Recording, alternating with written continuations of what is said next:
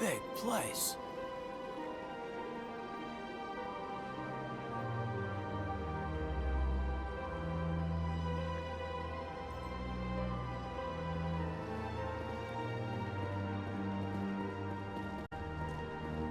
I can't tell the aliens from the animals.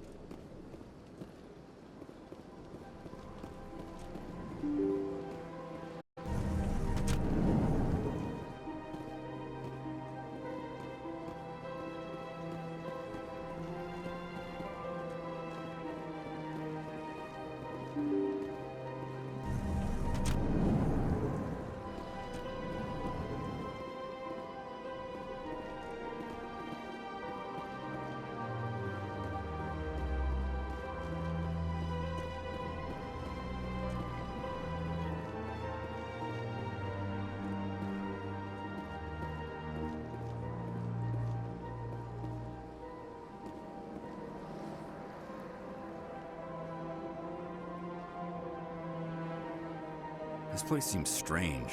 I wish there were more humans around. Don't believe the rumors. The consort would never reveal her secrets. Of course she wouldn't. She'd be tossed out the nearest airlock if she did. I suppose. Besides, Nick, the consort's nothing like the girls back on the colonies. She's... You don't have to do it with her. You can just talk to her if you want. Is that all you did, Jazz? Just talk? I didn't say that. Ha! I bet you did too. Shut up, Fredericks.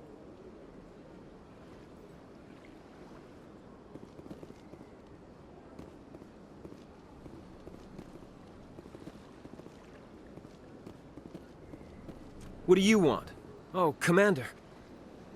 Is there something I can do for you? Relax, Private. This isn't an inspection. Right, sorry. What can I do for you, Commander? What can you tell me about the Asari consort? Well, she's an Asari who works here as... That is, she helps people with things. You never went to see her, did you, Fredericks? No, I never did. I couldn't afford it. It costs half a year's credits just to go in and talk to her. Can you at least tell me where I can find her? Sure. She's across the bridge from the embassies. Thanks, kid. Have fun. Try not to get into too much trouble. I will. Have fun, that is.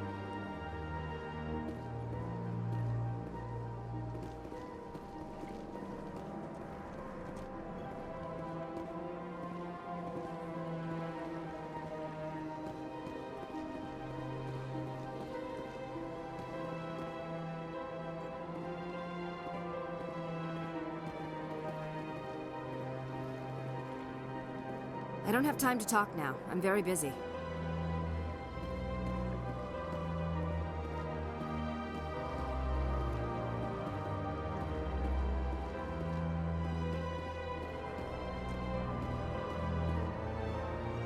Hello, Commander. Can I get you something? You know who I am? Your arrival created a bigger-than-average stir among the diplomats and hangers-on around here. There's always something new happening around here. I could fill you in on some points of interest if you'd like. What's going on around here?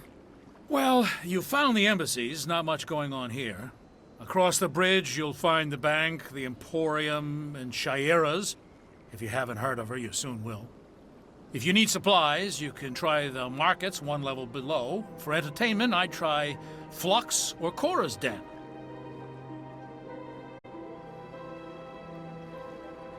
What is Shaira's? The consort, she entertains clients who can afford her services. Most of the diplomats and ambassadors have visited her at one time or another. She's a very powerful woman, but also very respected. Tell me about Flux and Cora's Den. Well, Flux has gambling and dancing, certainly more lively than this place. Cora's Den, on the other hand, well, let's just say it's livelier and deadlier, all at the same time. Goodbye. So long, Commander. Have a pleasant day. Commander, you here for some information? Goodbye. So long, Commander. Have a pleasant day.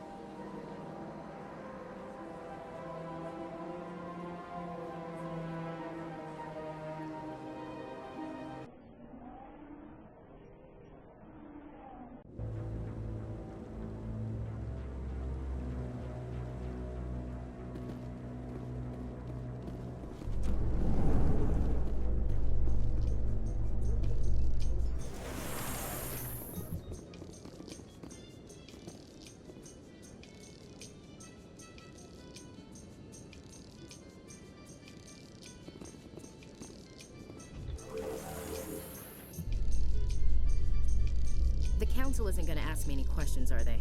I doubt it. We've made our reports. Now we just have to trust Ambassador Udina. No, we don't, sir.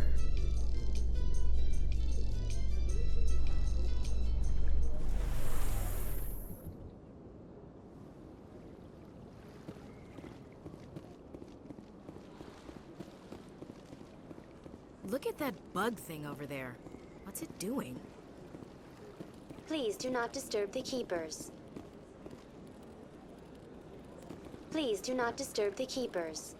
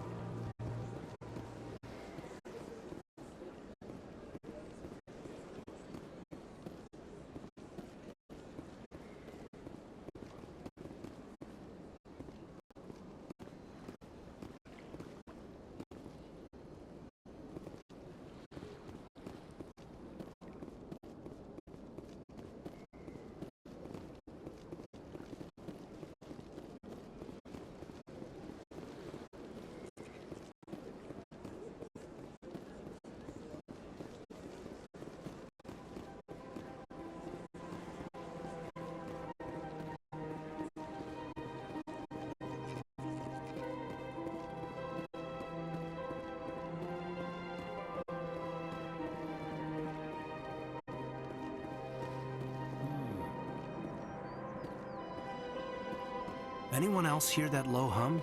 Sounds like it's coming from that statue. Makes my teeth tingle.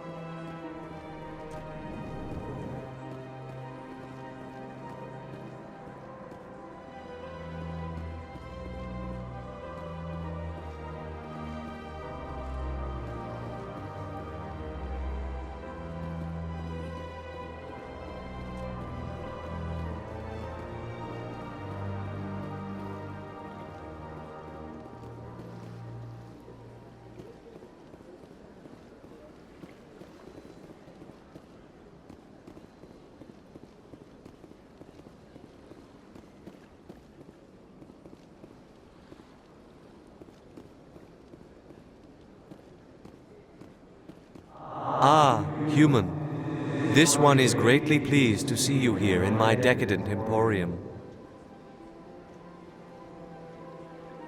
Who are you? This one's face name is Delaninder, though many in this place simply refer to it as Delan.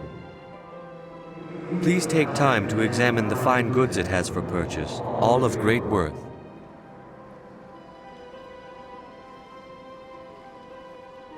Why do you refer to yourself as this one and it? For the same reason that humans are so inquisitive. It is part of our culture. Specifically, Hanar only refer to themselves in the first person with family or intimates. And we rarely do so with other species. It is just our way.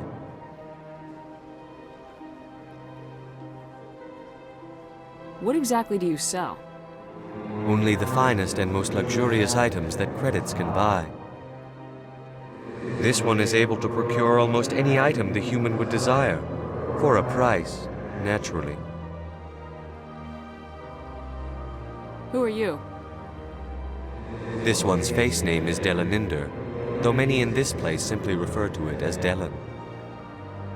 Please take time to examine the fine goods it has for purchase, all of great worth. I think I'll be going. Return soon. This one receives new shipments regularly.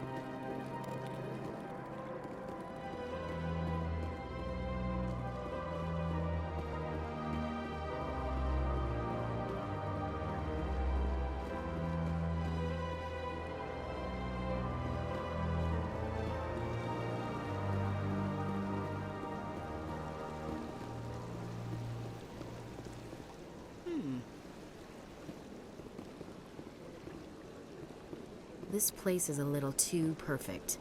Like they're hiding something. Welcome to Presidium Tourism Terminal 3. Here in the financial district, a number of businesses offer various goods and services to their exclusive clientele. The statue you see before you was commissioned to honor the Krogan soldiers who gave their lives to protect Citadel space during the Rachni Wars.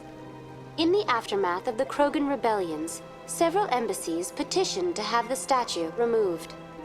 However, this motion was eventually quashed by the Council. Tell me more about the Krogan rebellions. In recognition of their efforts during the Rachni Wars, the Krogan were granted several new colony worlds by the Council. Over the next 400 years, the Krogan species began to expand. Blessed with an extremely high birth rate, their numbers began to swell. Faced with a critical overpopulation crisis, the Krogan started a violent colonization of nearby worlds inhabited by other Council species. The Krogan rebellions had begun. For a full century, the Council and its member species fought to bring the Krogan under control. With the aid of the newly discovered Turian Empire, they were ultimately successful. You needed the Krogan to stop the Rachni, then you needed the Turians to stop the Krogan. So who's gonna stop the Turians? I am sorry, but that question is beyond my programming parameters. The Turians are members of the Citadel Council. They are not a threat to galactic peace. What were the Rachni Wars? Nearly 2,200 years ago, explorers seeking to expand Citadel space opened up mass relays leading to systems controlled by the Rachni. A highly intelligent and aggressive insect race, the Rachni unleashed a war of conquest against the rest of the galaxy that lasted for nearly 3 centuries. The emergence of the Krogan finally turned the tide in favor of the Citadel species. Krogan forces provided the numbers necessary to halt the Rachni advance and drive them back. The Krogan then pursued their retreating fleets. Able to survive the harsh environments of the Rachni homeworlds, the Krogan hunted their enemy to extinction.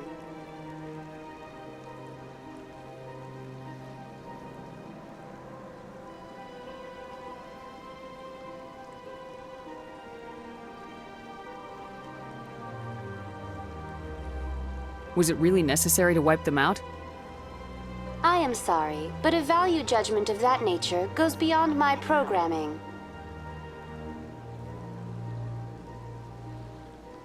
Why did the Council fight so hard to keep the statue?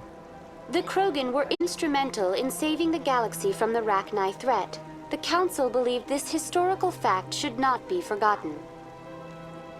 The Council also hoped that preserving the memorial would improve diplomatic relations with the Krogan and bring about a peaceful resolution to the rebellions.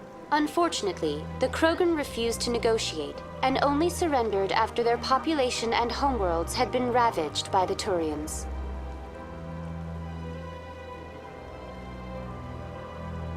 Sounds like they got what they deserved. I am sorry, but a value judgment of that nature goes beyond my programming. That's all for now. Thank you for using Avina. Have a pleasant day.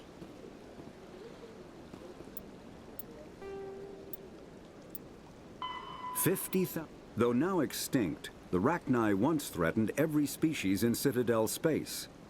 Over 2,000 years ago, explorers foolishly opened a mass relay to a previously unknown system and encountered something never seen before or since, a species of spacefaring insects guided by a hive mind intelligence. Unfortunately, the Rachni were not peaceful, and the galaxy was plunged into a series of conflicts known as the Rachni Wars. Attempts to negotiate were futile, as it was impossible to make contact with the hive queens that guided the race from beneath the surface of their toxic home world. The emergence of the Krogan ended the Rachni Wars. Bred to survive the harshest environments, the Krogan were able to strike at the queens in their lairs and reclaim conquered Council worlds. But when Krogan fleets pressed them back to their homeworld, the Rachni refused to surrender, and the Krogan eradicated them from the galaxy.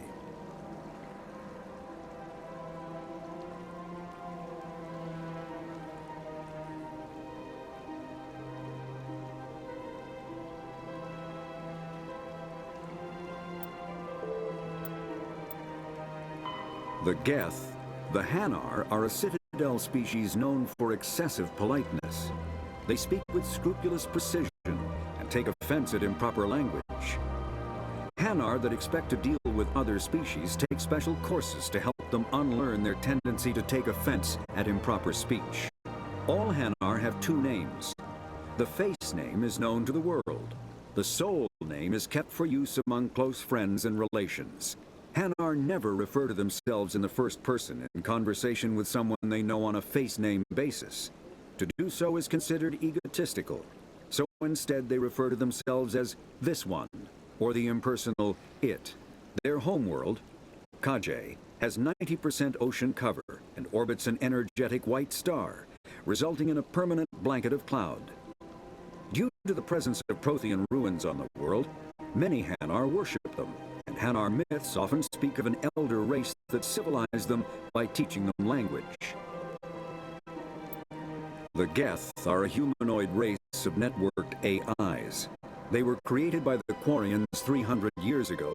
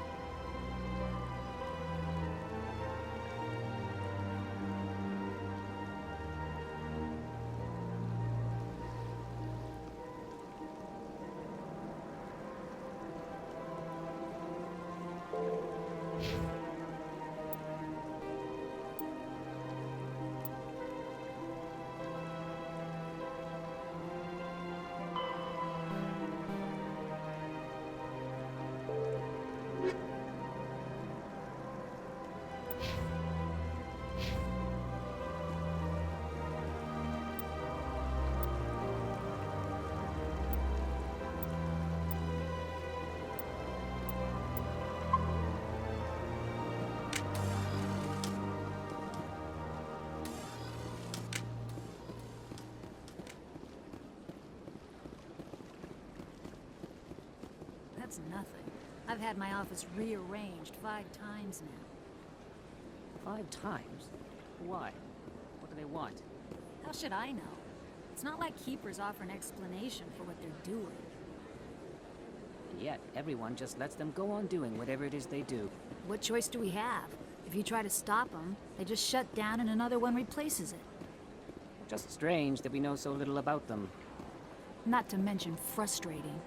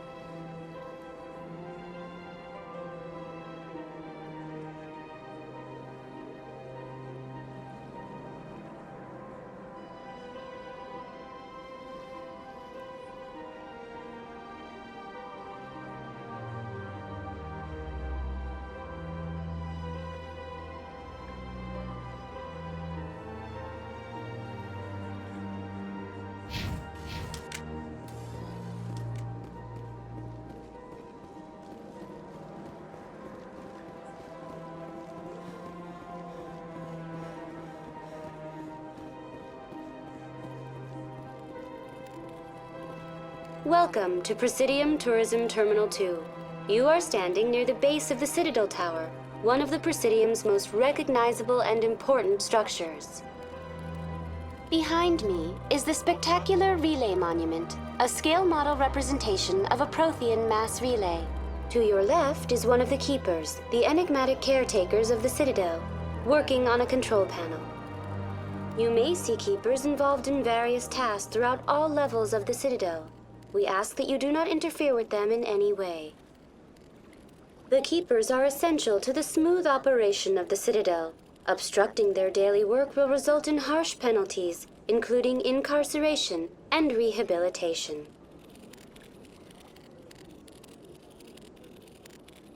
I'd like to know more about the Keepers. Little is known about these peaceful servants of the Citadel, though they are essential to the operation and maintenance of the entire station. Citadel regulations protect the Keepers against interference during the performance of their tasks. Failure to comply will result in harsh penalties. Keepers can be seen in all sections of the Citadel, but are typically found in and around the tower. Any particular reason there are so many Keepers in this area? The Keepers do not communicate with other species. It is assumed, however, that the tower houses the Citadel's primary control systems. Many of the station's systems, such as navigation and life support, function automatically. It is believed the Keepers operate those systems from inside the tower's inaccessible core. The Keepers also make frequent appearances in the council chamber itself, though they appear to be just passing through on their way to some other destination. Tell me more about the Relay Monument. Discovered by the Asari who first arrived at the Citadel, the Relay Monument is one of the station's most interesting and controversial features. What is the meaning behind this striking piece of art? Is it a tribute to Prothean vanity? A reminder of their conquest of the galaxy through mass relay technology? Or perhaps it is a symbol of unity, a Prothean acknowledgement that the relays would eventually lead other species here to the Citadel. No one can say for sure, making the Relay Monument a favorite topic of discussion among academics and scholars. Tell me about the Citadel Tower. Housing both the council chambers and Citadel control, the tower is one of the most important buildings on the station. Access to these areas is restricted to those with the appropriate clearance.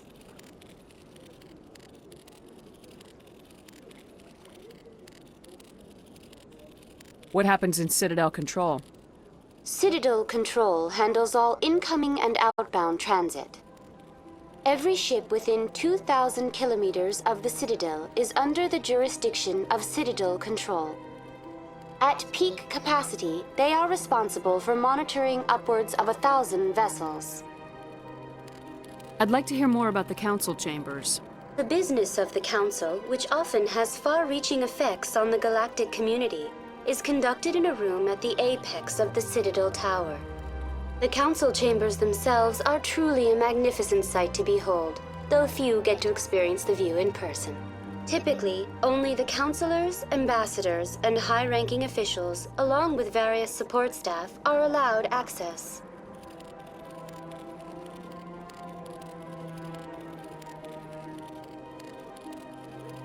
What if someone has business with the council? The average citizen must go through the proper channels if they wish an audience with the council. This is usually arranged through their respective ambassadors. Even then, few are given access to the actual council chambers. In most cases, the ambassador acts on behalf of the citizen. I'm scheduled to have an audience with the council. Only a handful of visitors to the Citadel are ever granted that privilege. I would be jealous, but that is outside the scope of my programming. That's all for now. Thank you for using Avina. Have a pleasant day.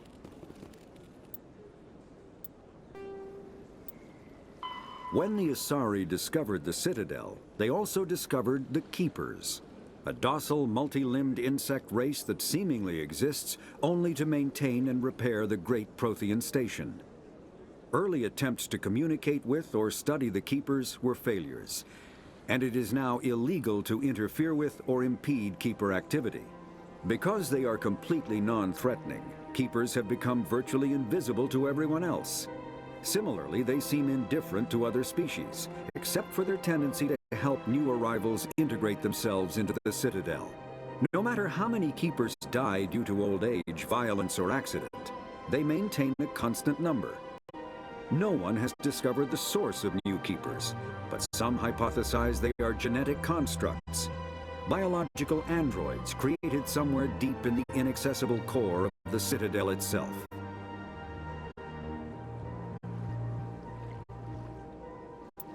The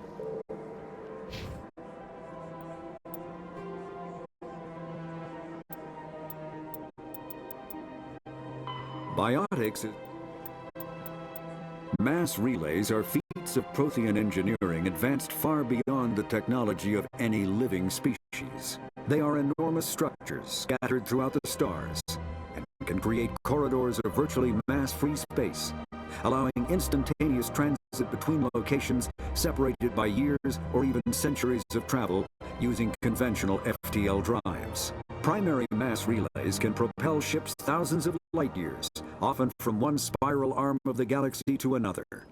However, they have fixed one-to-one connections. A primary relay connects to one other primary relay and nowhere else. Secondary relays can only propel ships across a few hundred light years. However, they are omnidirectional. A secondary relay can send a ship to any other relay within its limited range. There are many dormant primary relays whose corresponding twins have not yet been located.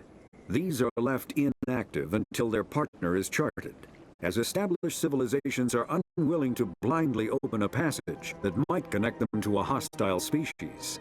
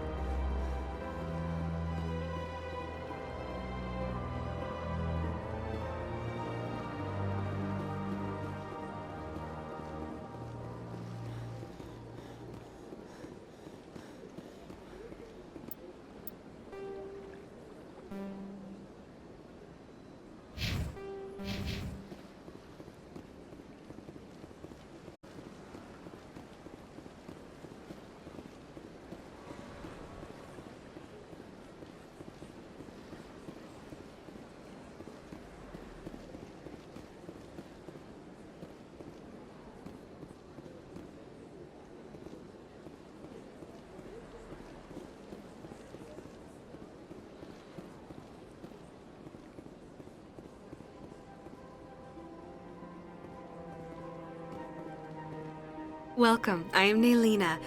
I don't recognize you as one of our expected clients today. Would you like me to see when the consort will be able to meet with you? Can't I just go in? I'm afraid not. Yeah, you must understand there are many who seek the consort services. But if you wish to leave your name, she'll make every effort to meet with you. Commander Shepard, with the Alliance Navy. Excellent. You should hear something in, 3 or 4 months. Nobody's worth that much of a wait. Well, that's not for me to judge. I have your name and you'll be contacted. Is there anything else?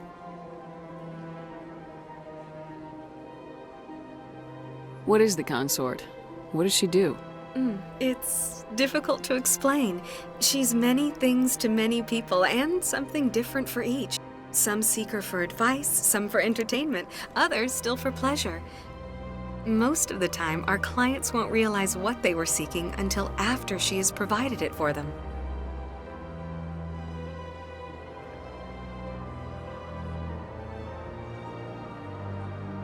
You make her sound like some kind of oracle. No, not in the usual sense. She's merely a woman with remarkable compassion and a generous spirit. I suggest you make an appointment and see for yourself. What do you do here, Naylina? I'm one of the consort's acolytes. Many of the people here today will not see the consort, but they expect to be attended to just the same. It's our job to ensure that they leave contented. What exactly do you attend to? Well, each acolyte has her unique abilities. Some soothe with song, others with conversation. As much as possible, we seek to match the needs of our clients to the skills of our acolytes. My specialty is touch. My fingertips can find every tension point in your body and relieve it. I'd like to try out your services. Excellent. I'll add you to our client list. We should be able to see you in 3 or 4 months. Nobody's worth that much of a wait. Well, that's not for me to judge. I have your name and you'll be contacted. Is there anything else? I think I'm done here. Oh, well, I hope you'll return again in the future. We always enjoy seeing new clients. Naylina. Yes, Shaira? Send the commander up to see me. I wish to speak with her. Yes, of course, mistress.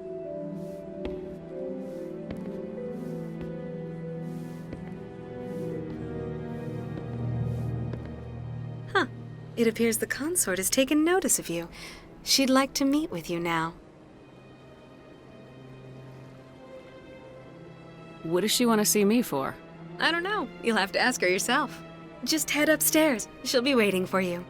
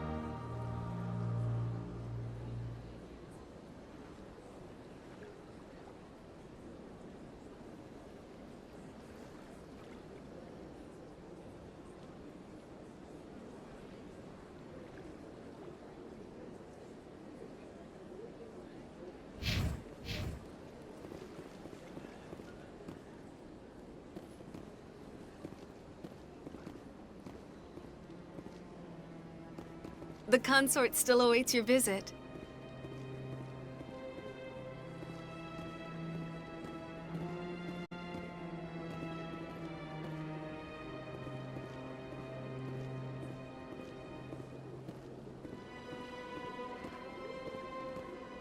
I see even the humans find the consort irresistible.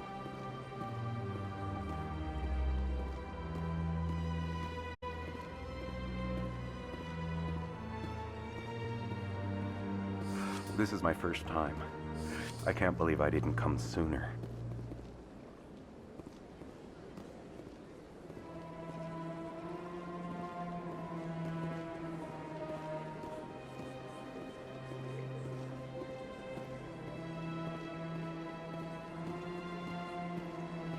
You're with the Alliance?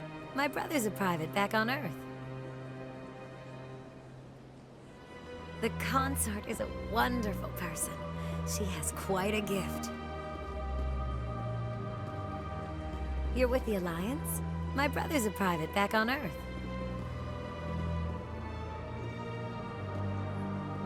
Sure is peaceful here. I can't tell the aliens from the animals.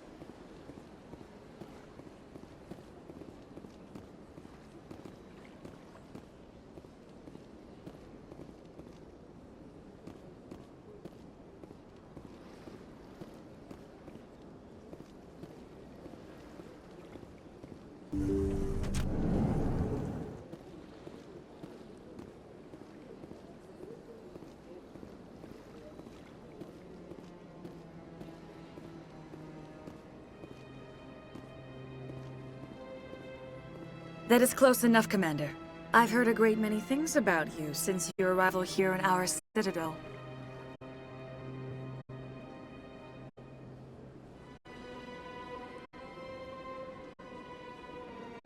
I don't like people spying on me.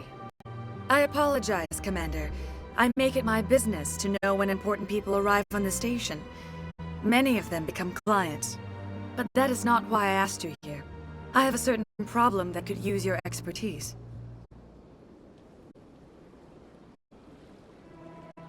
Tell me about this problem you're having. I have a friend, Septimus, a retired Turian general. I won't discuss the details, but he wanted me to be more than I could be. We had a falling out.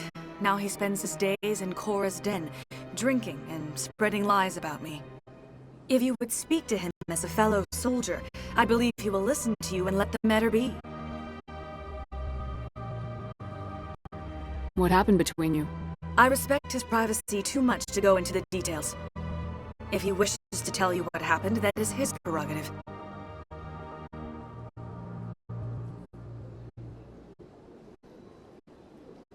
What exactly do you want me to tell him?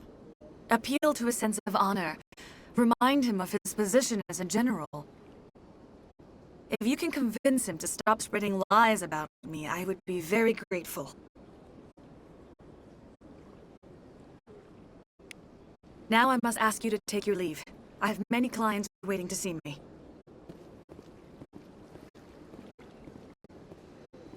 Please, Commander. I ask that you return to me only after you have spoken with Septimus.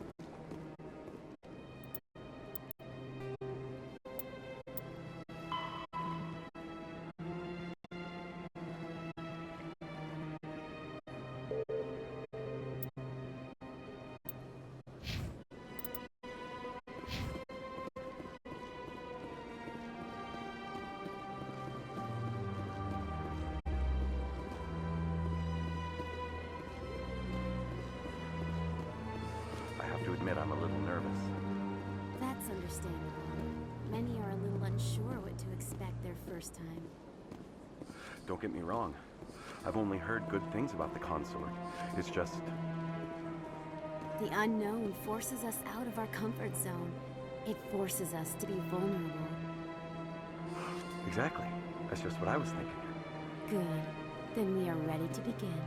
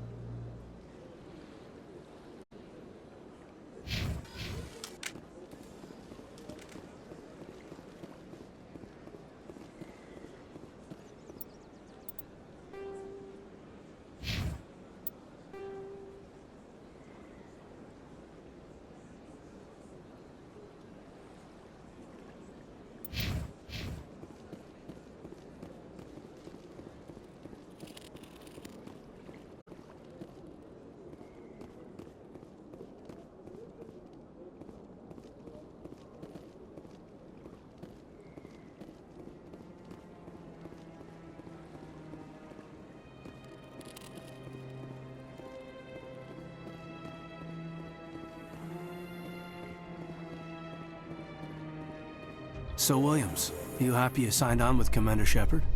I'm not sure, Lieutenant. Every time I think I have a handle on things, the universe bank's hard to port. Well, don't let anybody know. A big gun and a confident attitude will get you through a lot in life.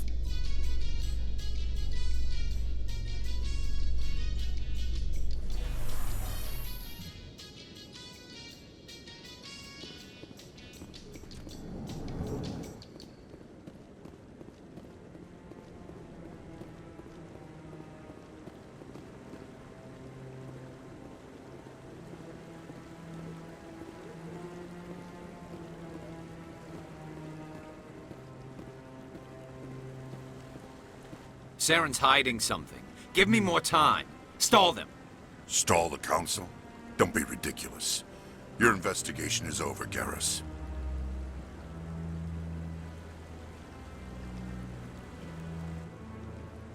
Commander Shepard, Garrus Vicarian. I was the officer in charge of the C-Sec investigation into Saren.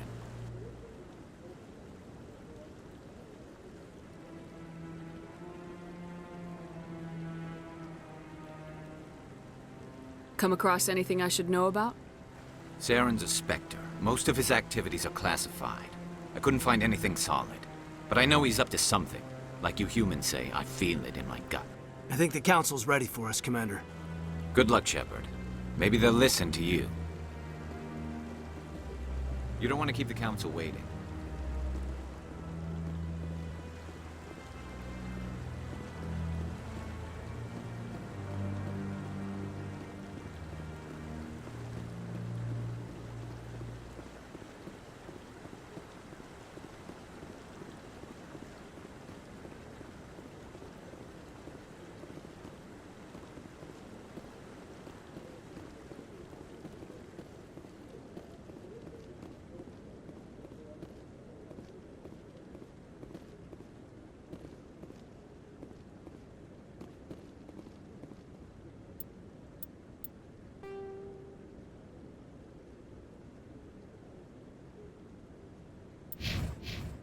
Don't be ridiculous. The Volus won't be joining the Council for years. I'm not so sure. The humans are making a strong push, and you can bet the Volus will be right on their coattails if they succeed. Allowing the humans to join us is a sound strategic move. But the Volus? No. The Hanar are likely to be next, then the Elcor. You may be right, though the Hanar need to lighten up a bit first. You just don't like them because you have trouble understanding them.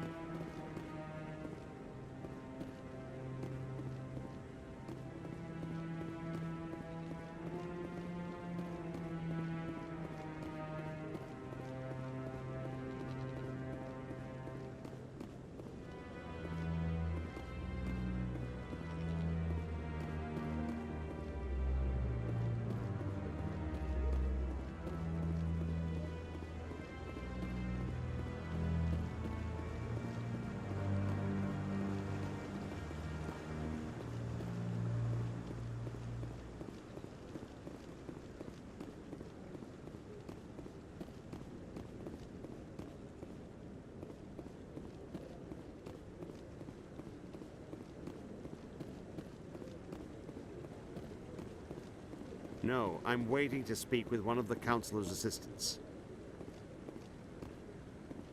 Commander?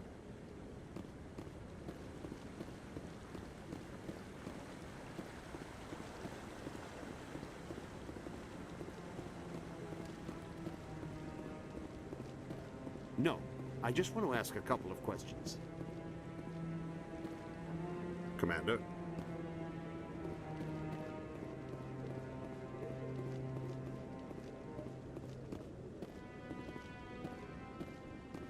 The hearing's already started. Come on.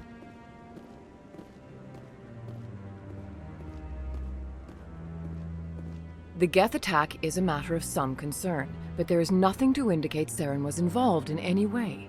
The investigation by Citadel Security turned up no evidence to support your charge of treason. An eyewitness saw him kill Nihilus in cold blood. We've read the Eden Prime reports, Ambassador. The testimony of one traumatized dock worker is hardly compelling proof. I resent these accusations. Nihilus was a fellow Spectre and a friend. That just let you catch him off guard. Captain Anderson, you always seem to be involved when humanity makes false charges against me. And this must be your protege, Commander Shepard, the one who let the beacon get destroyed.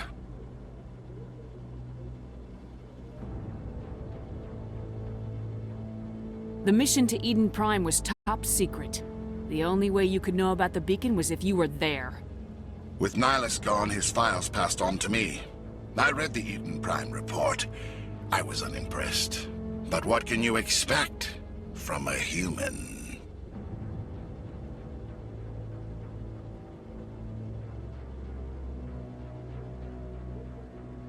Saren despises humanity. That's why he attacked Eden Prime. Your species needs to learn its place, Shepard. You're not ready to join the Council. You're not even ready to join the Spectres. He has no right to say that. That's not his decision. Shepard's admission into the Spectres is not the purpose of this meeting. This meeting has no purpose. The humans are wasting your time, Counselor, and mine.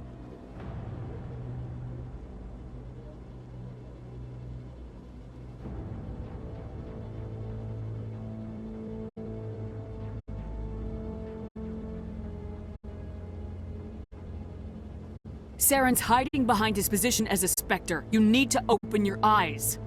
What we need is evidence. So far, we've seen nothing. There is still one outstanding issue. Commander Shepard's vision. It may have been triggered by the beacon. Are we allowing dreams into evidence now? How can I defend my innocence against this kind of testimony? I agree. Our judgment must be based on facts and evidence, not wild imaginings and reckless speculation. Do you have anything else to add, Commander Shepard? You've made your decision. I won't waste my breath.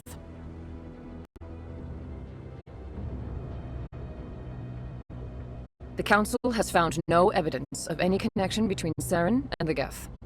Ambassador, your petition to have him disbarred from the Spectres is denied. I'm glad to see justice was served. This meeting is adjourned.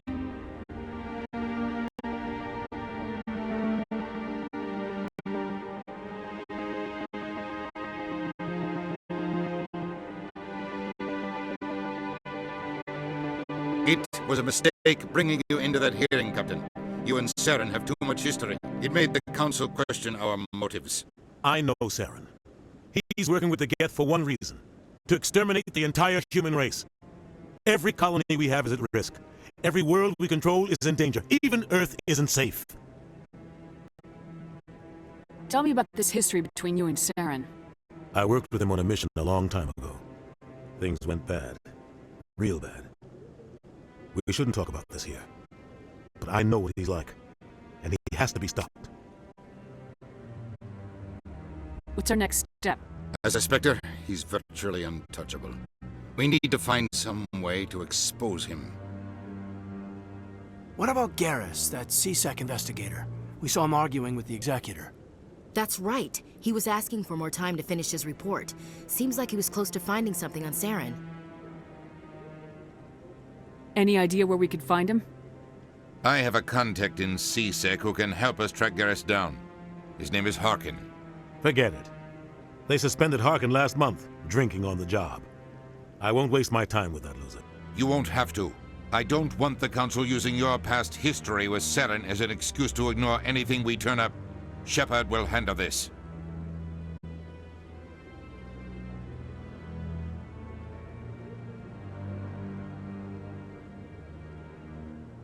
You can't just cut Captain Anderson out of this investigation. The Ambassador's right. I need to step aside.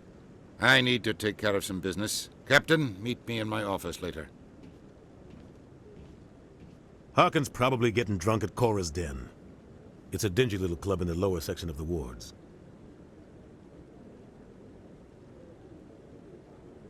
Maybe there's another way to find evidence against Saren. You should talk to Barla Vaughn over in the financial district. Rumor has it he's an agent for the Shadow Broker. The Shadow Broker? An information dealer. Buys and sells secrets to the highest bidder.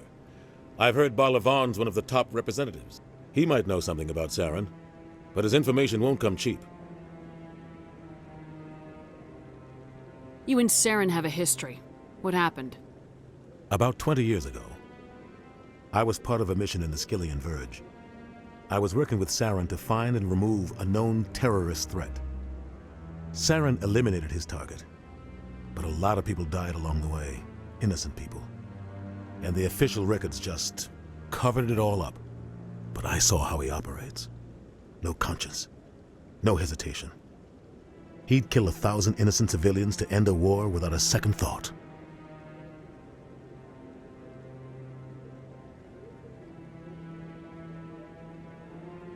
Killing innocents doesn't end wars. It causes them. I know how the world works, Commander. Sometimes you're forced to make unpleasant decisions, but only if there's no other way. Saren doesn't even look for another option. He's twisted, broken. He likes the violence, the killing. And he knows how to cover his tracks.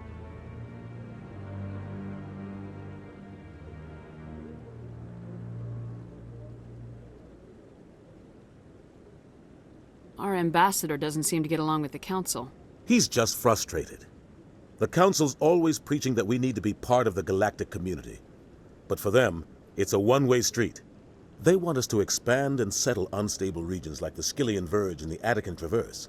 But when we run into trouble, they don't want to help us out. Everyone knows it's only a matter of time until we get a seat on the Council. The ambassador just thinks it should happen sooner rather than later. And I agree.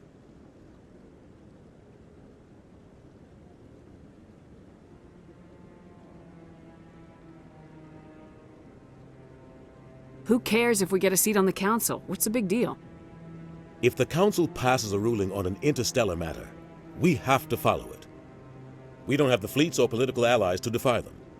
Once we get a seat on the Council, we'll be able to influence those rulings, protect our own interests. No more jumping through hoops whenever we want something.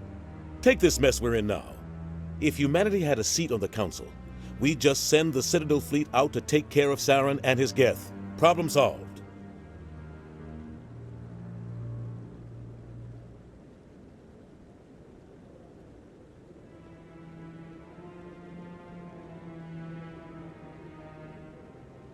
Maybe they'd let us join the Council if we were more willing to cooperate with the other species.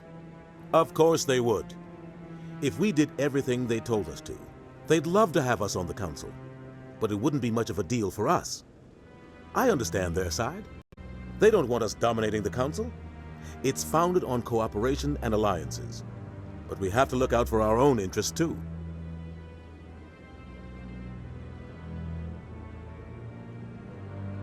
You don't think much of Harkin. The guy joined CSEC about 20 years ago. He's been an embarrassment to our species ever since. Roughing up suspects in custody, bribery accusations, alcohol and drug use. The embassy used to step in when he got in trouble. But I guess enough was enough.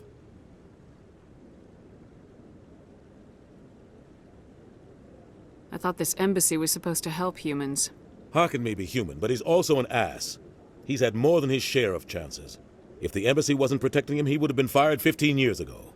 CSEC is better off without him. Guy's a scumbag. He should have been cut loose a long time ago. He was one of the first human CSEC officers. Guess it would have looked bad if he got fired. A lot of backroom deals were worked out over the years to keep him on the force. Politics is a dirty business sometimes, but it looks like his time's run out. We've got enough humans in CSEC now to stop protecting him. I want to know more about the Spectres. They're not your typical government agency. They tend to work alone, behind the scenes. They take care of problems the Council can't. It's not easy preserving peace across an entire galaxy. The Council prefers to use diplomacy and negotiation. But sometimes more extreme measures are needed.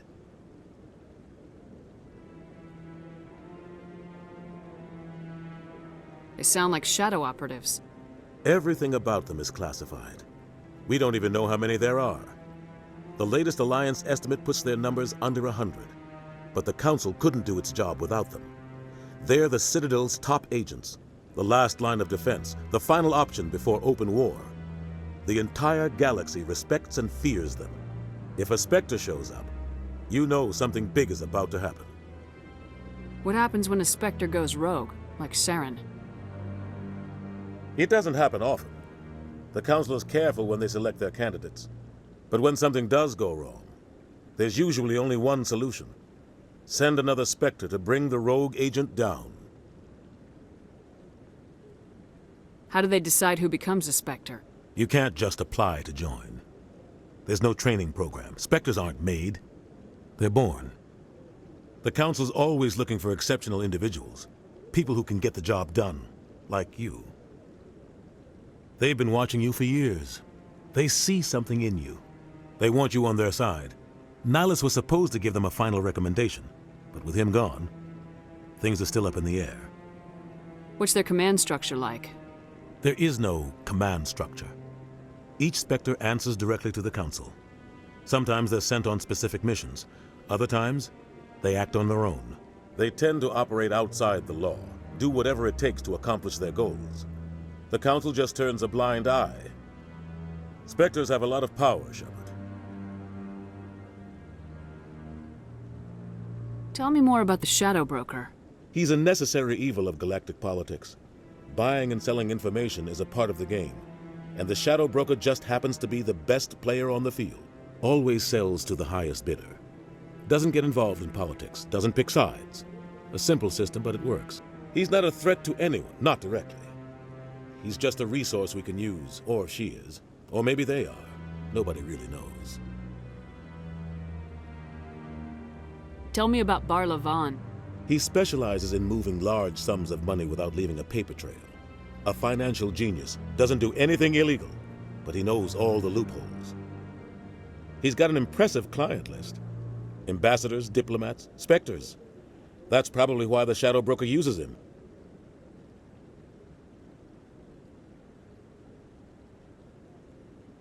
I should go. Good luck, Shepard. I'll be over in the Ambassador's office if you need anything else.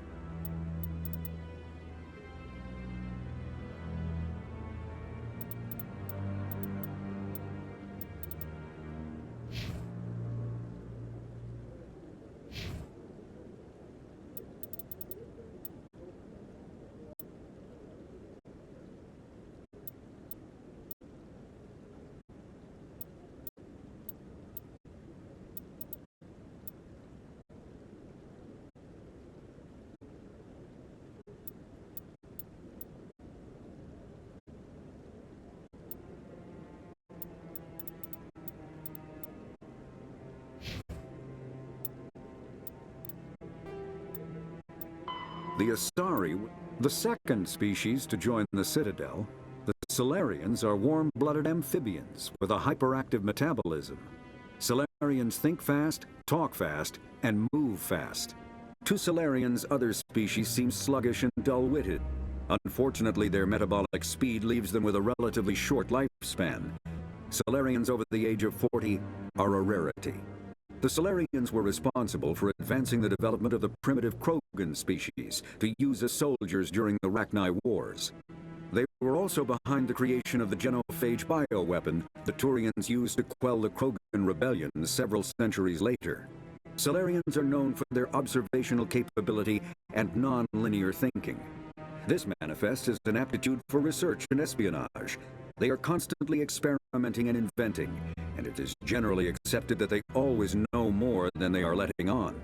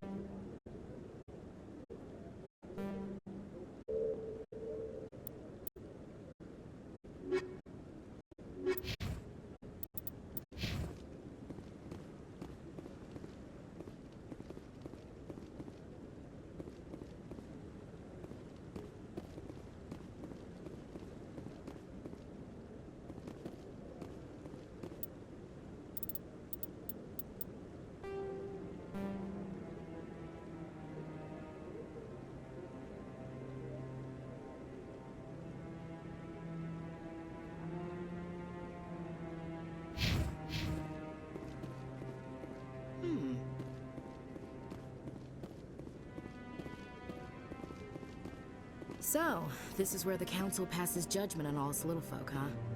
Ever get the feeling ran over our heads, Commander? This is it. The very heart of the Citadel, the pinnacle of galactic power. Kinda makes your head spin if you think about it too much.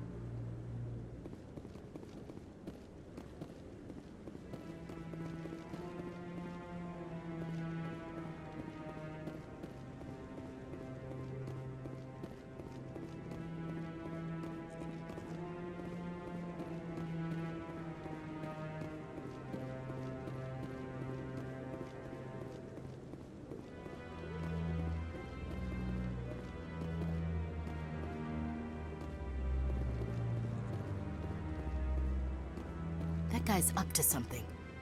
What guy? The one over by the Keeper. What? Oh, no, I wasn't. Never mind.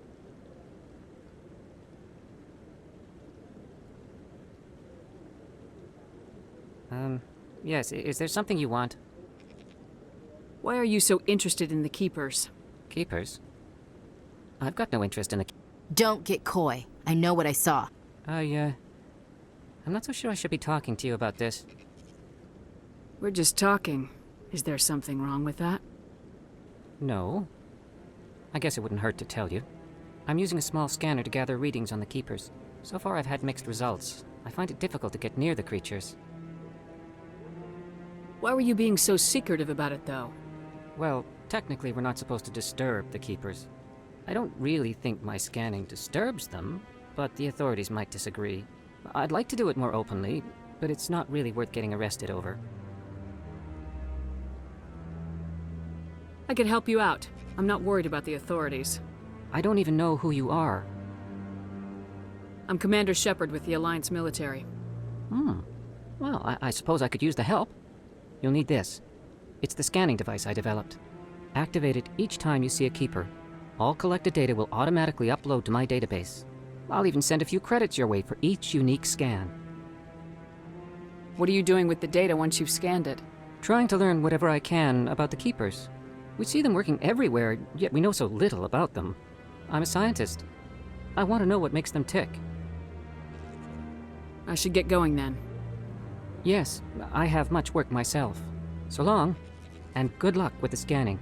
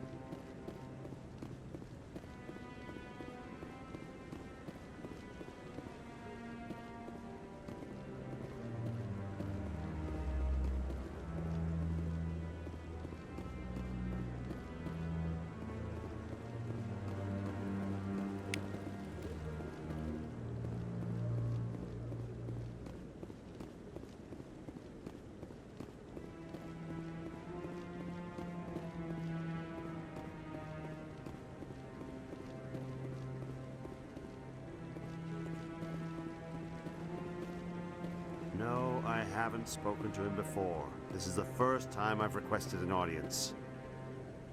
Commander?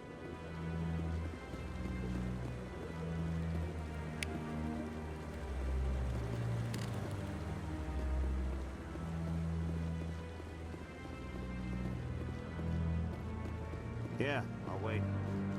Doesn't seem like I have much choice.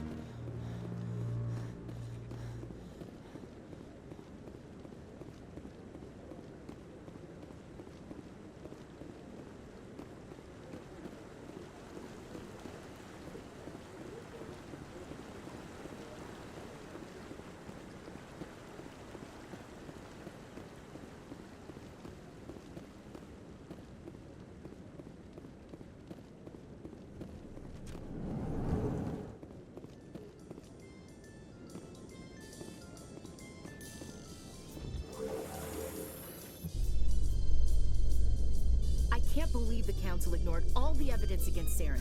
Saren's one of their best operatives. It's only natural they'd take his word over ours. Oh, so now we just chase leads while this smug Turian runs around with his Geth troopers. That's politics, Chief. I hate politics.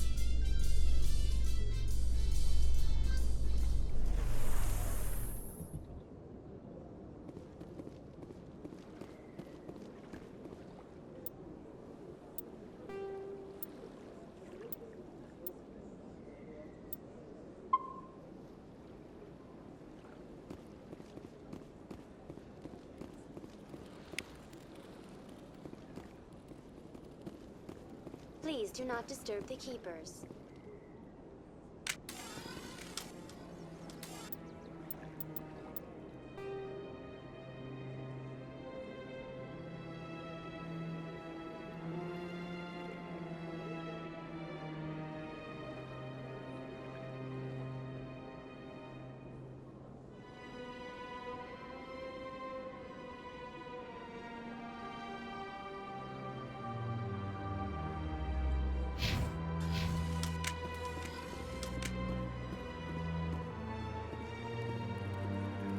Please do not disturb the keepers.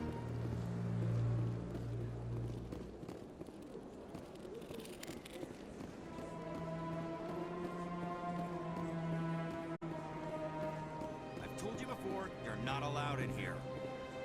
This one believes it has the right to move freely through this area. You're creating a public disturbance. It's against Citadel regulations. This one is unsure why the other would not wish word of the enkindlers to be spread.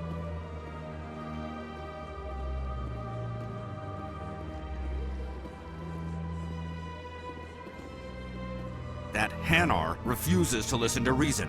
Why can't it act in an orderly and lawful manner?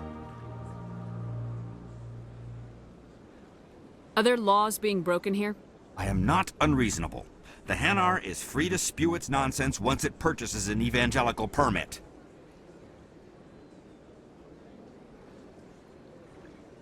If you'd like, I could talk to the Hanar for you. I have argued with the stubborn jelly all afternoon. You are certainly welcome to try. Do you desire to learn of the enkindlers? Or has the Honorable CSEC officer enlisted assistance?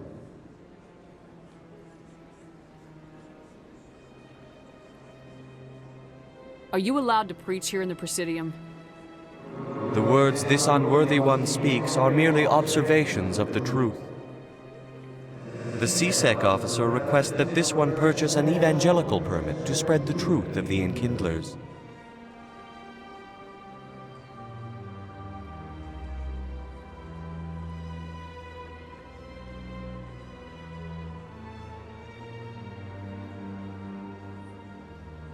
Who are the enkindlers?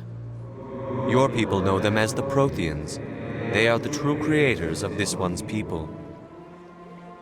The enkindlers raised the Hanar from ignorance into consciousness by granting this one's people the gift of speech.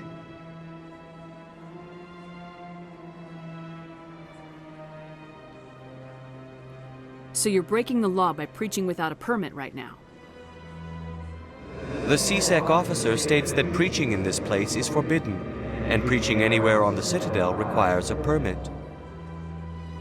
This one humbly submits that it is not preaching to state the truth of the enkindlers, and thus no permit should be necessary.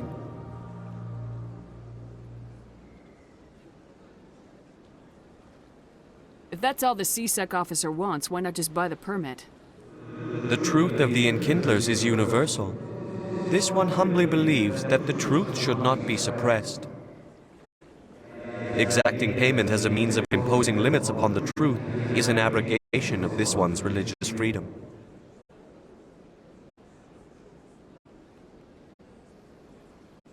Let me talk to the CSEC officer. Perhaps I can explain the situation. This one would be most grateful for the assistance.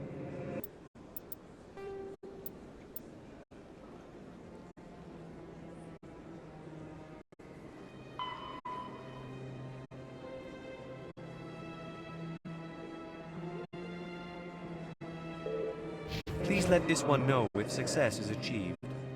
Any progress with that Hanar?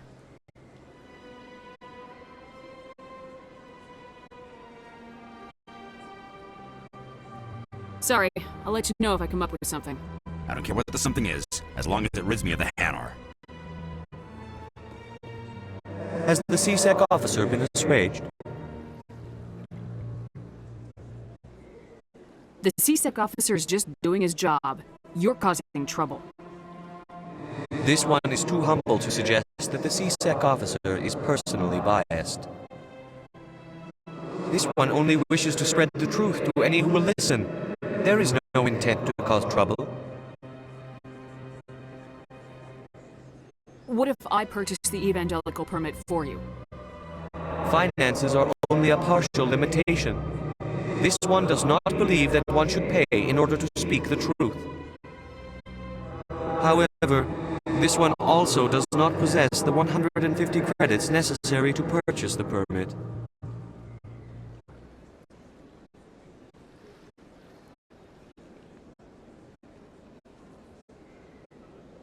$150 credits. This should cover you. This is a most appreciated action. You are not of the Hanar, but you wish to help spread the truth of the enkindlers. This one will not cause any further trouble for the CSEC officer. This one offers its thanks.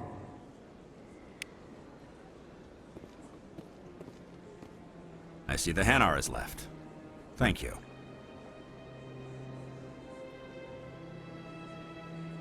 Somebody needed to set that thing straight, and it obviously wasn't going to be you.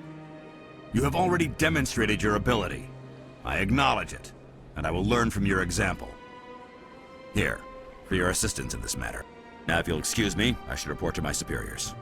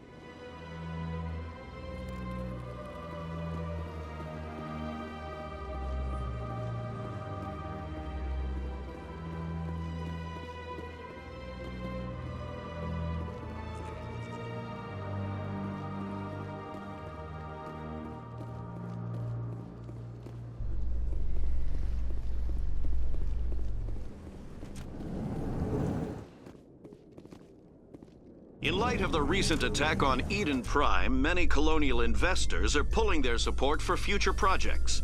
Proponents of expanded human colonization insist that Eden Prime was an isolated case.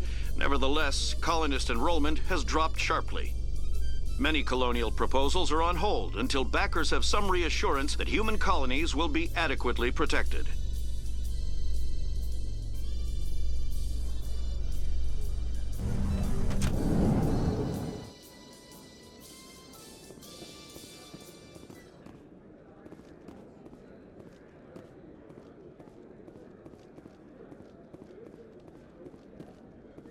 Do you really think we'll find him down here?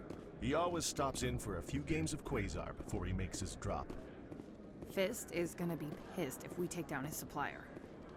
That's the point. We want him angry. Angry people make mistakes. There's just something about Fist that makes me nervous. Good. He's a dangerous man. Now keep your eyes peeled for our mark.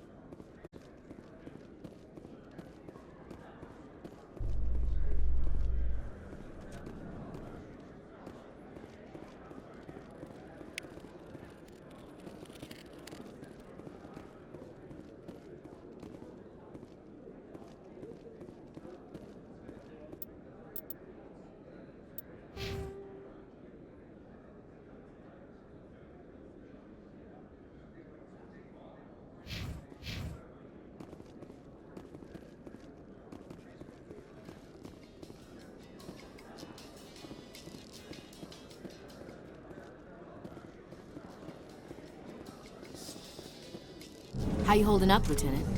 Not too bad. No headaches worth mentioning lately. Maybe I'm getting used to the strain. Maybe you've just got a good stress release. I know that knocking the Geth on their synthetic asses gets rid of my headaches.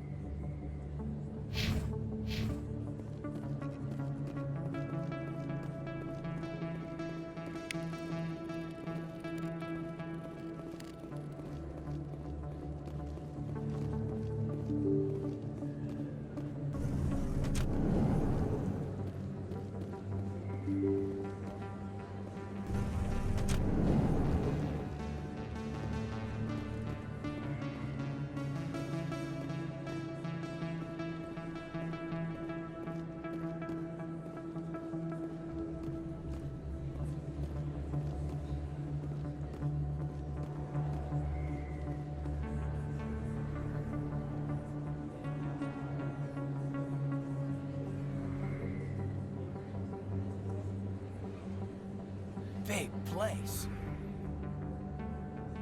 That your professional opinion, sir?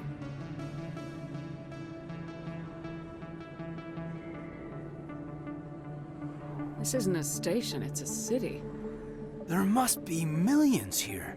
It can't be possible to track everyone coming and going. This makes Jump Zero look like a porta-john, and it's the largest deep space station the Alliance has. Jump Zero is big, but this is a whole nother scale. Look at the ward arms. How do they keep all that mass from flying apart?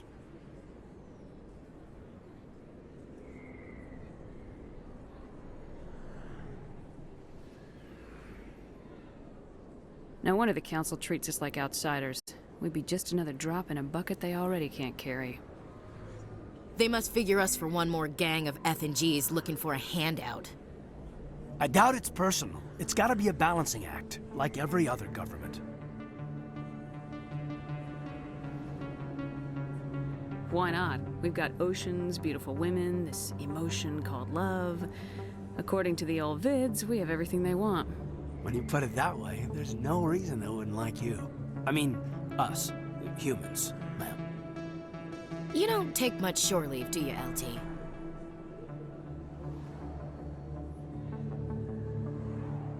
Alright, laugh it up, Chief. I appreciate the thought, Alenko, but we're on duty here. Aye, ma'am. I'll walk drag, ma'am.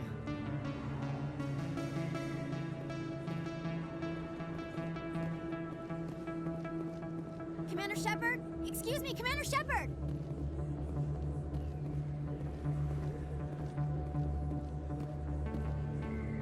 I'm Emily Wong. I'm an investigative journalist working here on the Citadel. Could I have a moment of your time? What do you need? I've been hunting for evidence of corruption and organized crime on the Citadel, but there are places I can't go. I was hoping you might share anything you find during your own investigation. I can make it worth your time.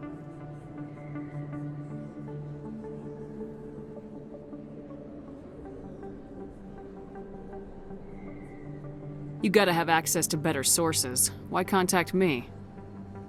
I'm using every source I can find, but I think I've got a better shot with you.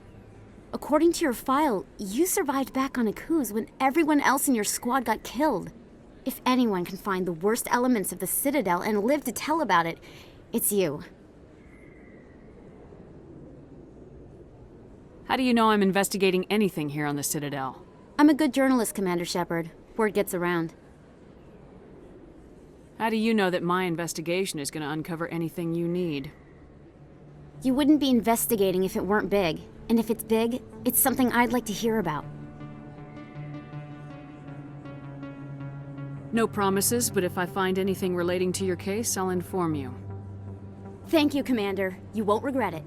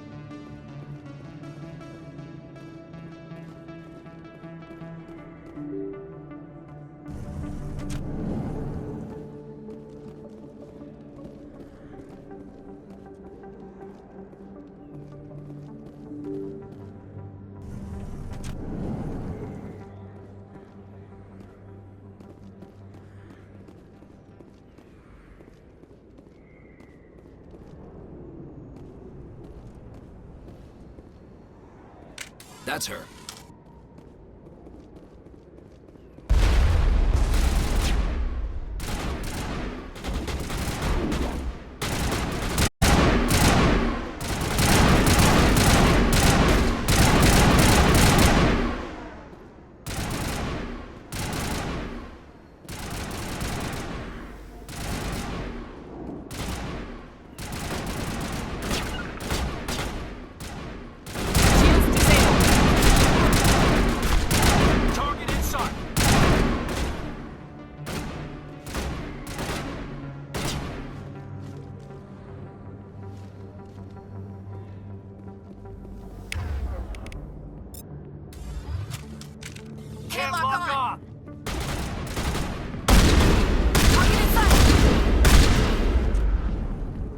Those were Saren's men.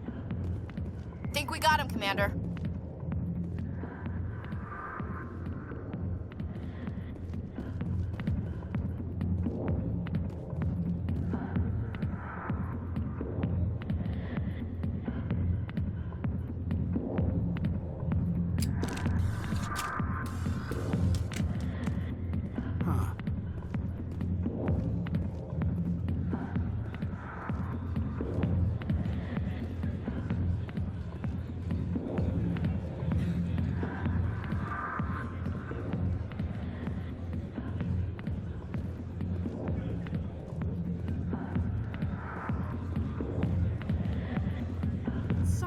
I'll get to you when I can.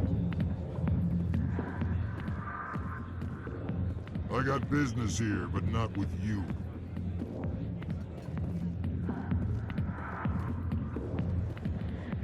A million light years from where humanity began, and we walk into a bar filled with men drooling over half-naked women, shaking their asses on a stage. I can't decide if that's funny or sad. What? You don't think they're here because of the food?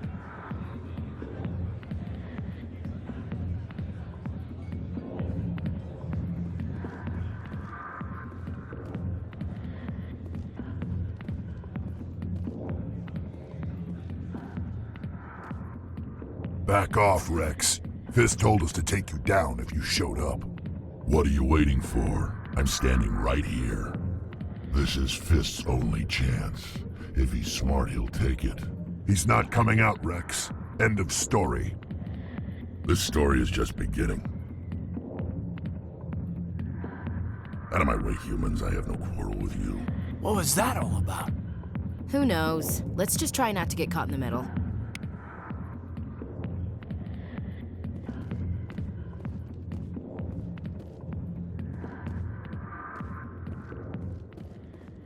The back rooms are private, reserved for Fist and his friends.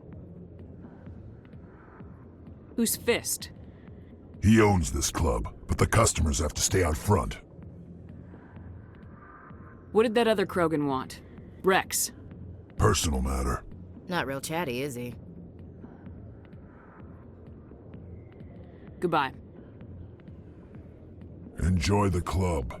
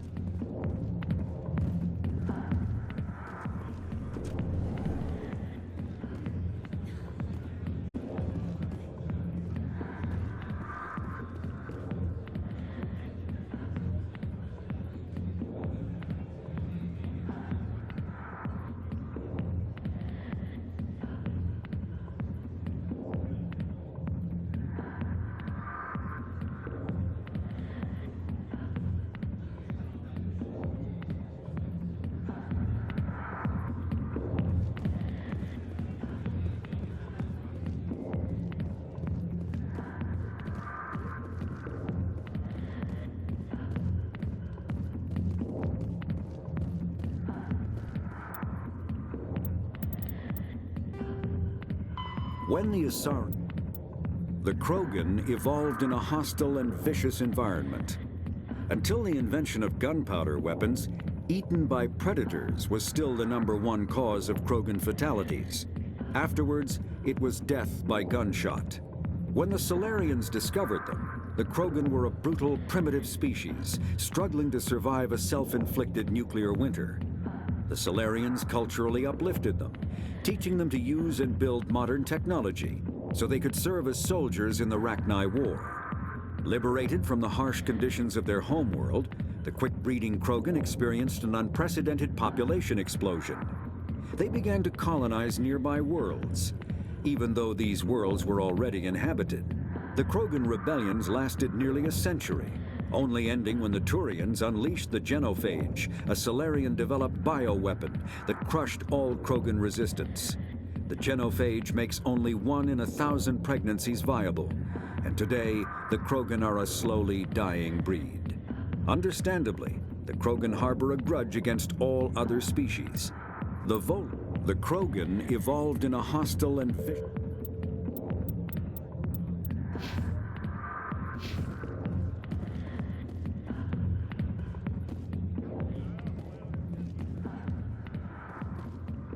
Not now. I'm watching the show.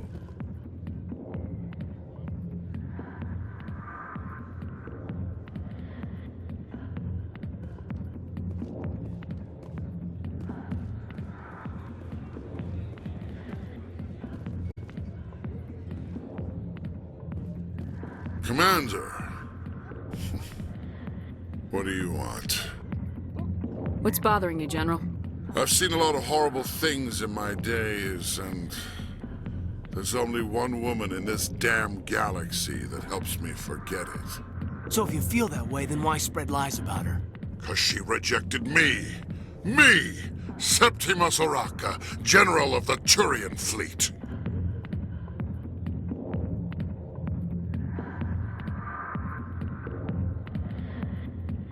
I think I can see why you're upset, but spreading these lies won't make it better. Look, kid, I appreciate what you're trying to do, but don't waste your time.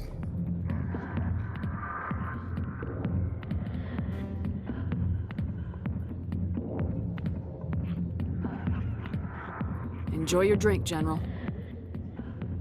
Yeah, off you go. See you later, kid. I don't feel right just leaving like this. Don't waste your time, kid. Run away now, while you still can. You need to start acting like a general if you want to beat this. I spent all my life acting like a general, and what did it get me? Huh? No, those days are over. I'll just be what I am. A tired, lonely, worn-out soldier.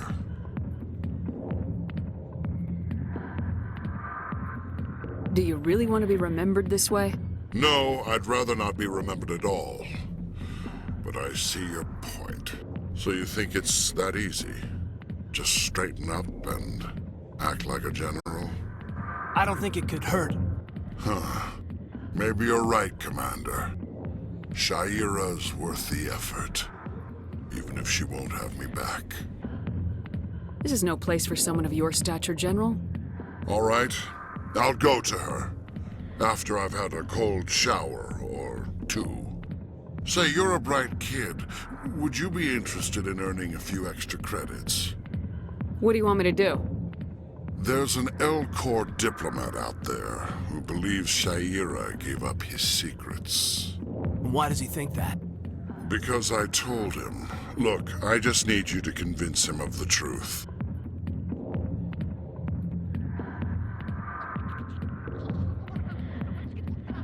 What makes you think he'll believe me? You'll bring him proof.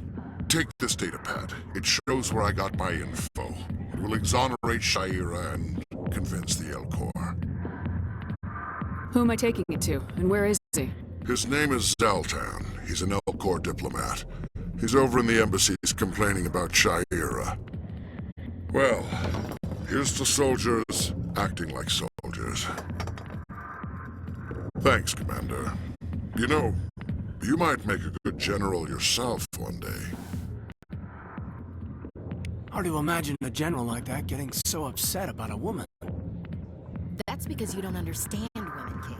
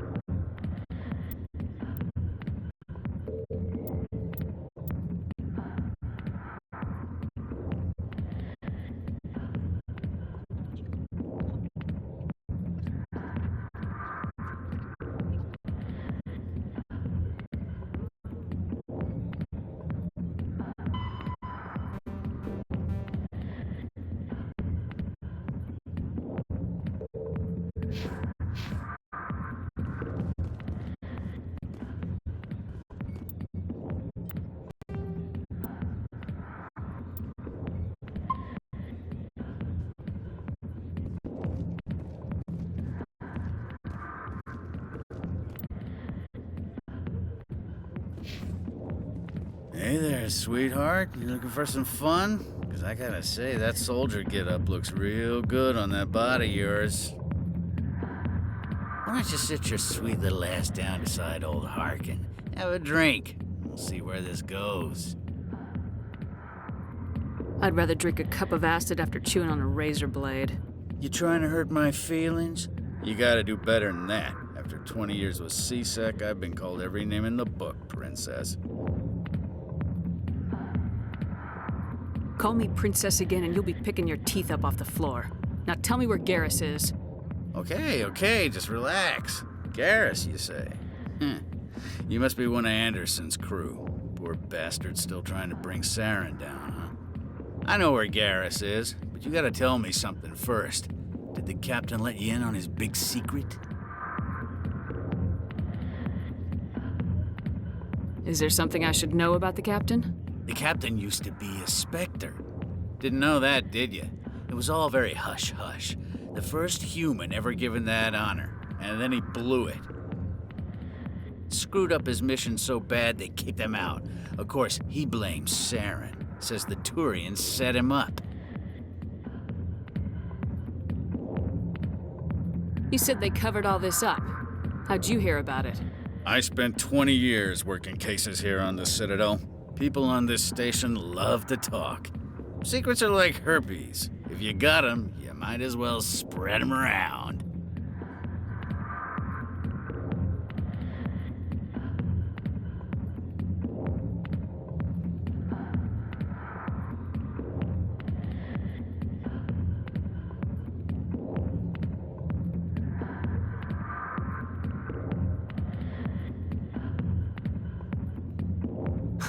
You're a pig.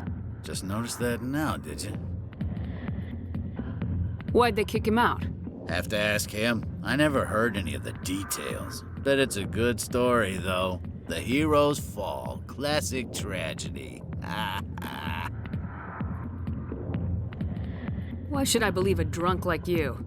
Fine, ask Anderson. I bet he tells you. He's too stupid and proud to lie right to your face. Just tell me where Garrus went.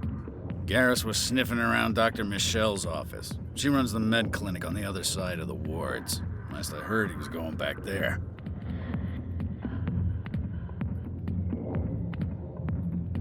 How well do you know Captain Anderson? Met him a few times over the years. One of those hardcore military guys. Yes, sir. No, sir. Can't have any fun with a stick up your ass, sir. That's probably why he climbed the Alliance ranks so fast. The military loves brown-nosers. The captain's a good soldier.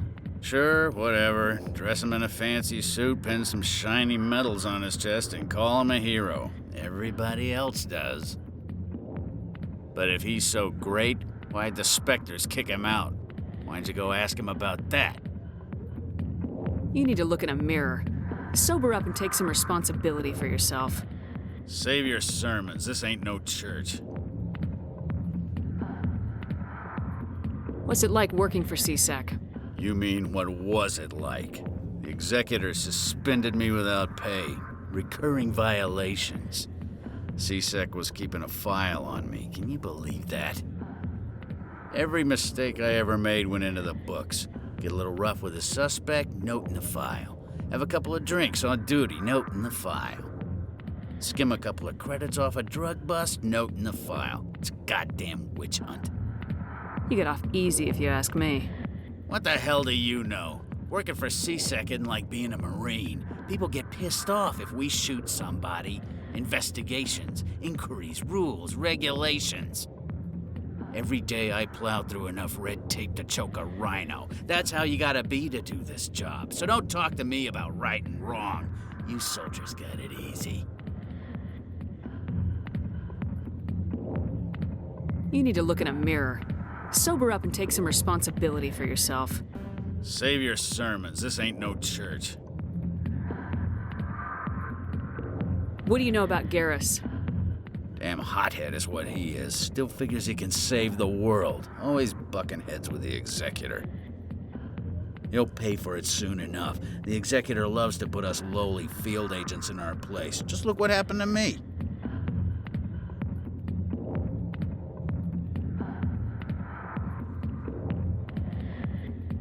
I'm out of here. Yeah, good. Go. Let me drink in peace.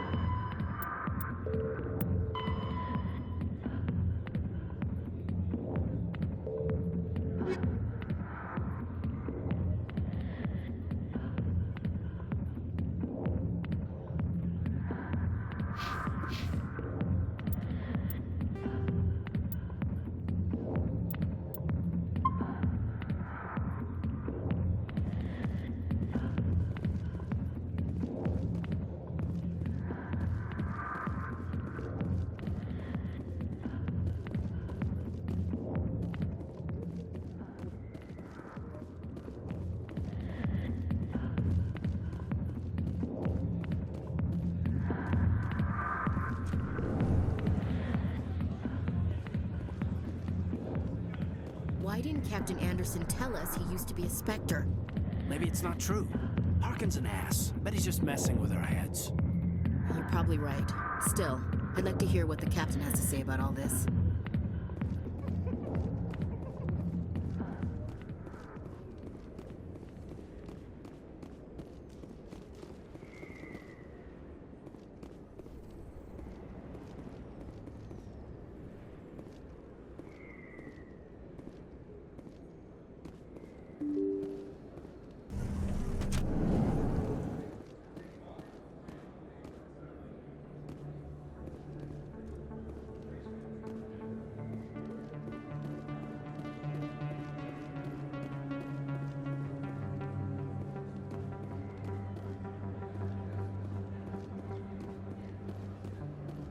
Hello there. Welcome to Moorland's famous shop. You want many good supplies, yes?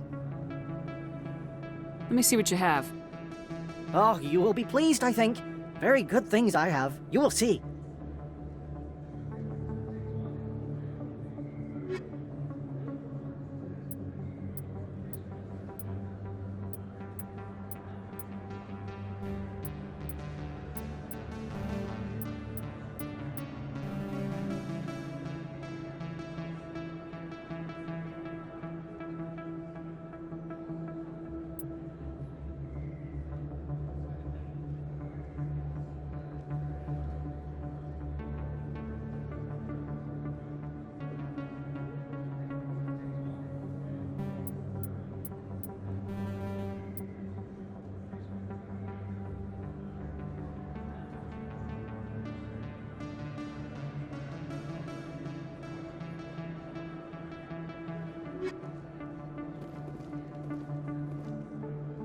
Hello there. Welcome to Moorland's famous shop. You want many good supplies, yes? Let me see what you have. Oh, you will be pleased, I think. Very good things I have. You will see.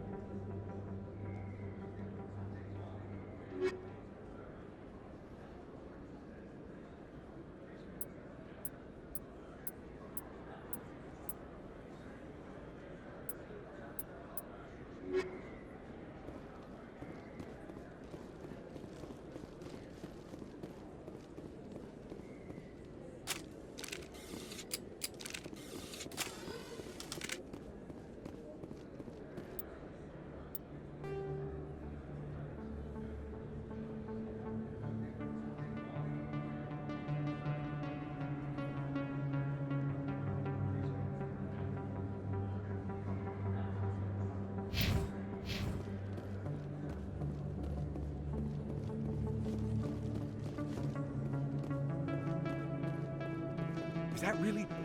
Wow, it's you. You're Commander Shepard, the hero of Eden Prime. I am so honored to meet you.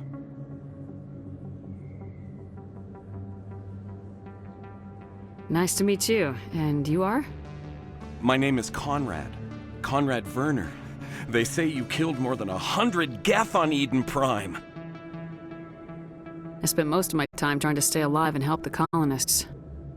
Hey, I know you're probably busy, but do you have time for a quick autograph?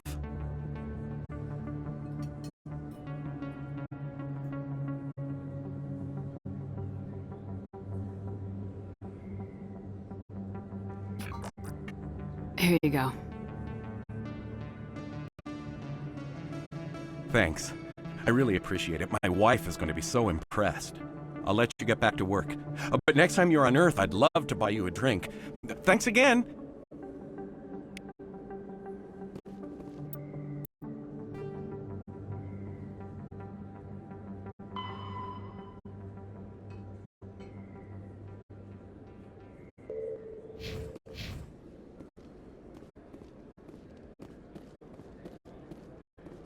Best place on this ward to buy upgrades.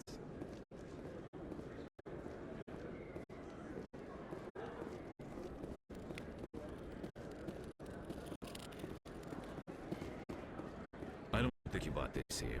I don't sell this model. Look, I know it was you. I remember your face. Really, that's impressive. Usually you humans can't tell one Turian from another. This was the place. Now, are you gonna give me a refund or not?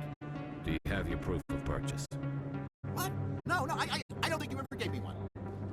I'm sorry then. I can't help. But what would you... Can't help you.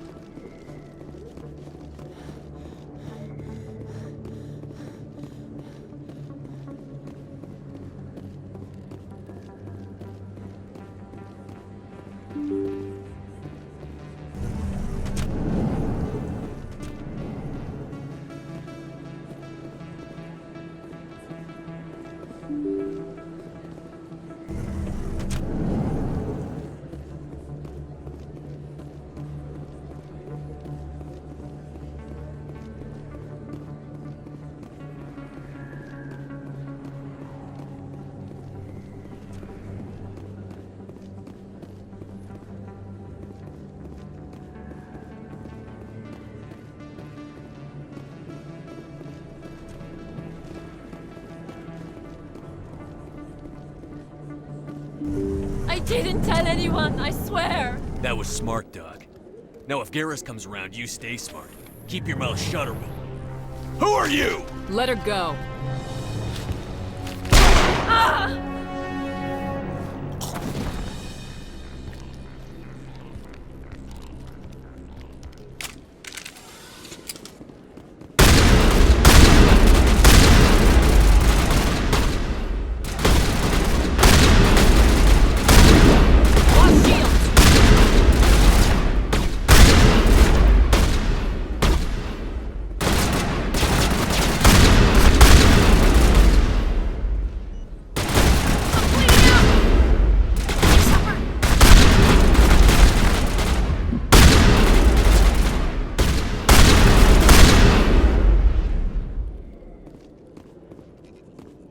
Clear.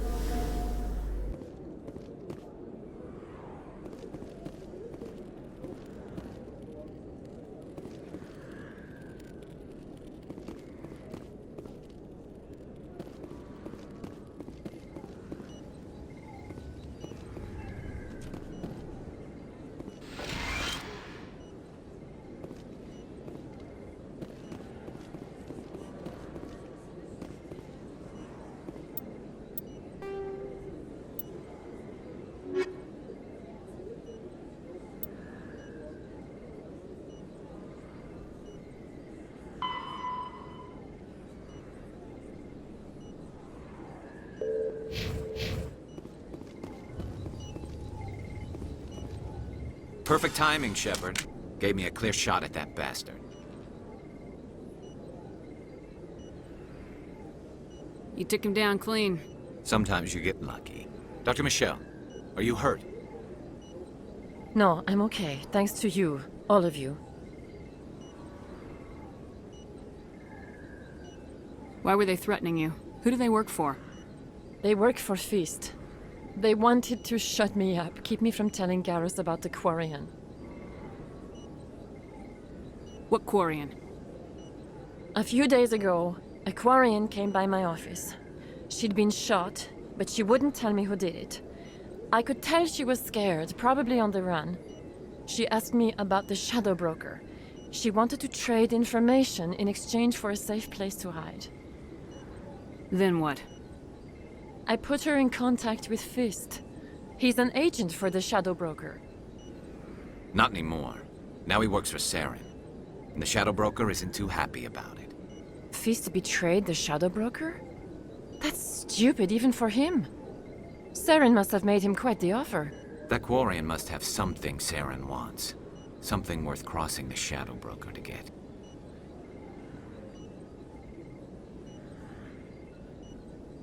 What else can you tell me about the Quarian? I'm not sure. Like I said, she wanted to trade information for a place to hide. She didn't... Wait a minute. Geth. Her information had something to do with the Geth. She must be able to link Saren to the Geth. There is no way the Council can ignore this.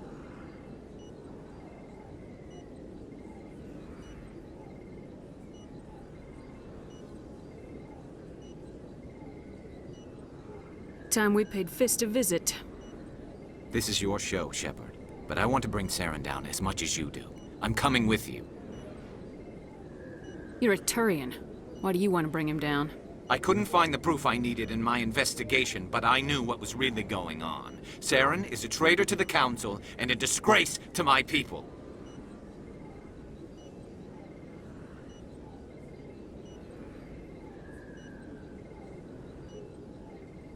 Welcome aboard, Garrus.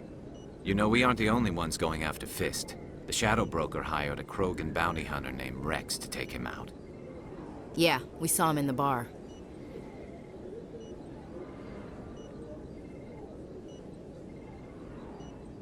A Krogan might come in handy. Last I heard, he was at the CSEC Academy. What's he doing there? Fist accused him of making threats. We brought Rex in for a little talk. If you hurry, you can catch him at the Academy before he leaves. Move out.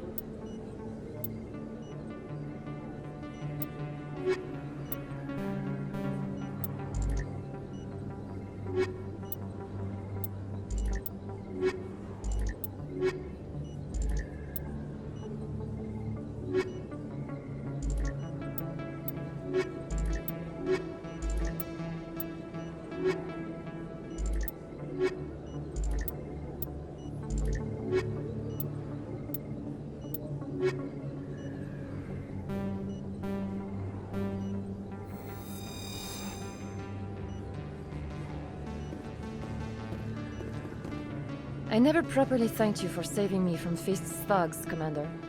I don't know what would have happened if you hadn't been there.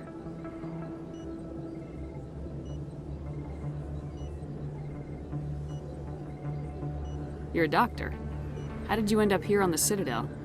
My parents brought me here when I was young. My father was a medic with the Alliance. I chose to keep the medical tradition alive, but not the military. Fixing up wounded soldiers isn't my idea of fun.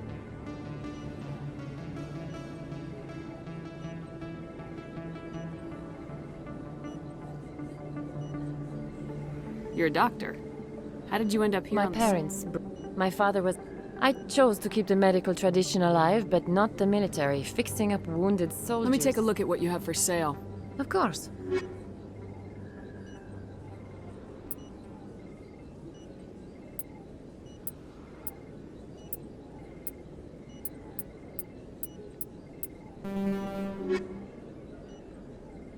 Yes, Commander. Is there something I can do for you? I'll be going now. Goodbye, Commander. Nice talking to you.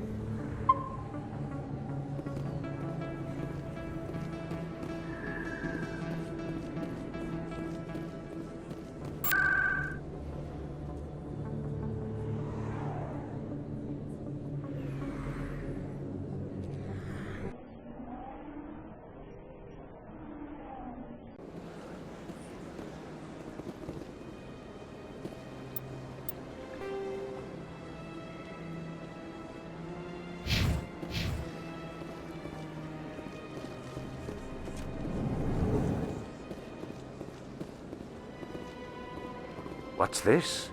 One of the Earth Clan. Ah, a very famous one, yes? You are the one called Shepherd. The tale of how you survived the great tragedy on Akuz is truly remarkable. I am amazed each time I hear it. You've got me at a disadvantage here. Forgive me, Earth Clan. My name is Barla Vaughn. My job makes it necessary for me to keep informed. I am a financial advisor to many important clients here on the Citadel. When someone as important as yourself arrives on the station, I take notice.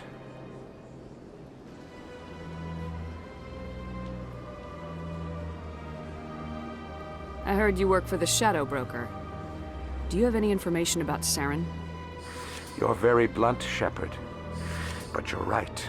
I am an agent for the Shadow Broker. And I do know something about Saren. I hear your information can be expensive. Normally, this information would cost a small fortune. But these are exceptional circumstances. So I am going to give it to you for free. What's the catch? There is no catch. The Shadow Broker is quite upset with Saren right now. They used to do a lot of business until Saren turned on him.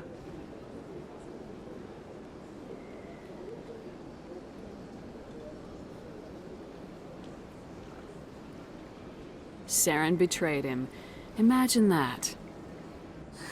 No matter what you think of Saren, he's not stupid. He knows the Shadow Broker is a valuable ally. Turning on him doesn't make sense. Not unless something huge was at stake. I don't know the details, but the Shadow Broker hired a freelancer to deal with it. A Krogan mercenary. I think I know him. His name's Rex. Yes, I believe he's the one. I heard he was paying a visit to Citadel security. If you hurry, you might catch him before he leaves the C-Sec Academy. Isn't it strange that a Krogan would want to speak with C-Sec? Very. However, I doubt the visit was entirely his choice. You'll need to speak with him if you want to know more. Tell me more about the Shadow Broker. Most people think I deal in finances, but my real currency is knowledge. I trade information, and it has made me very wealthy. But the Shadow Broker is the true master. Every day he buys and sells secrets that could topple governments, always giving them to the highest bidder. Yet somehow he never seems to upset the natural balance of power. All those secrets being passed around seem to even out. Nobody ends up with an advantage in the end. Any guess what his identity might be? I don't know. Nobody does. The Shadow Broker could be any race, any gender. I have a theory that it's actually an entire group working under one identity. How else could they juggle so many contacts at the same time? How else could they keep all that information from getting crossed? But they've got the perfect setup. Every government is forced to play their game so they don't get behind. But no matter how long you play, no matter how many secrets you buy, you can never win. I thought you'd know more about the man you work for. From time to time, I come across information I sell to the Shadow Broker. That's my only involvement. I like it that way. The more you know, the more dangerous the game becomes. I don't like danger, Commander. I'll leave that to you. What's it like living here on the Citadel? The station is without a doubt the greatest wonder in the galaxy. It is a technological marvel, but its true splendor goes much deeper than the hull and engines. From the Presidium to the wards, the entire station is a testament to the success of the Council. All the species of Citadel spaced together in a single, strong community. What are the wards like? The cultural heart of the galaxy. They pulse with the lifeblood of millions of citizens from dozens of different species. You never know what you'll find out in the wards, Commander. It's always full of surprises. Fortunately, most of them are pleasant. What makes the Presidium so special? It is the political center of Citadel space. 80% of all intelligent species in the known galaxy acknowledge the Council's authority on interstellar matters. But only the most powerful and influential species have embassies here on the Presidium. This level of the station is reserved for the elite, Shepard. People like us.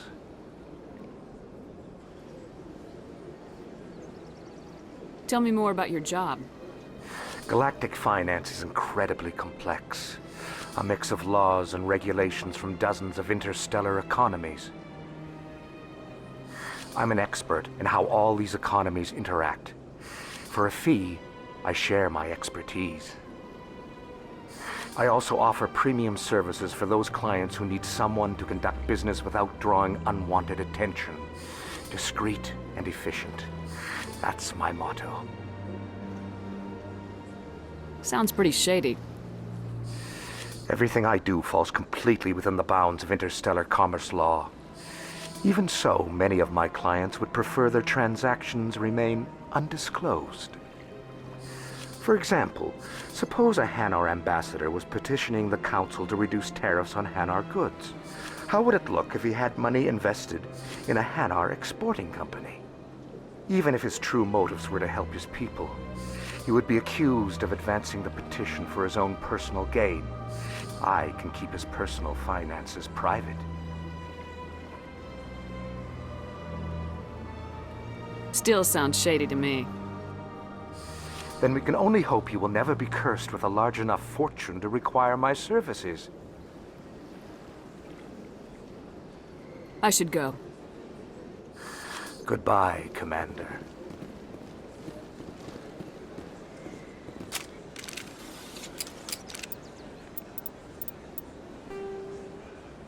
When the Asari discovered driven from their home system by the Geth nearly 3 centuries ago, most Quarians now live aboard the migrant fleet, a flotilla of 50,000 vessels ranging in size from passenger shuttles to mobile space stations. Home to 17 million Quarians, the flotilla understandably has scarce resources. Because of this, each Quarian must go on a rite of passage known as the pilgrimage when they come of age.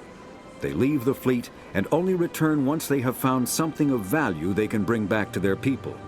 Other species tend to look down on the Quarians for creating the Geth and for the negative impact their fleet has when it enters a system. This has led to many myths and rumors about the Quarians, including the belief that underneath their clothes and breathing masks, they are actually cybernetic creatures, a combination of organic and synthetic parts.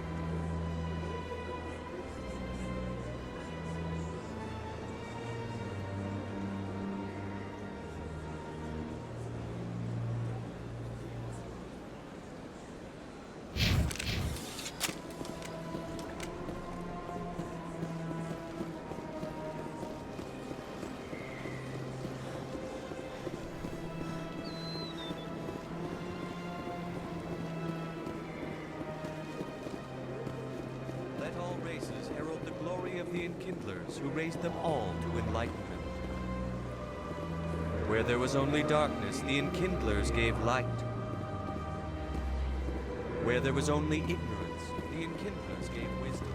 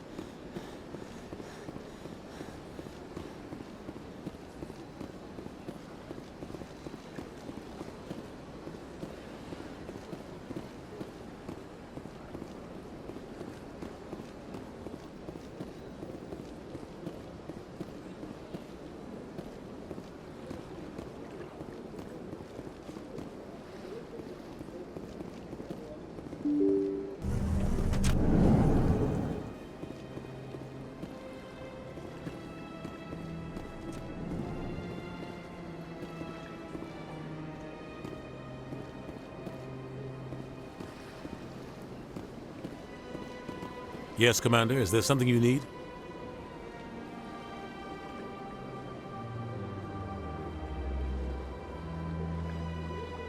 You and Saren have a history. What happened? About 20 years ago, I was part of a mission in this. Saren eliminated his target. But I saw how he operates. No conscience. No hesitation. He'd kill 1,000 innocent civilians to end a war without a second thought. I should go. I'll be here if you need anything.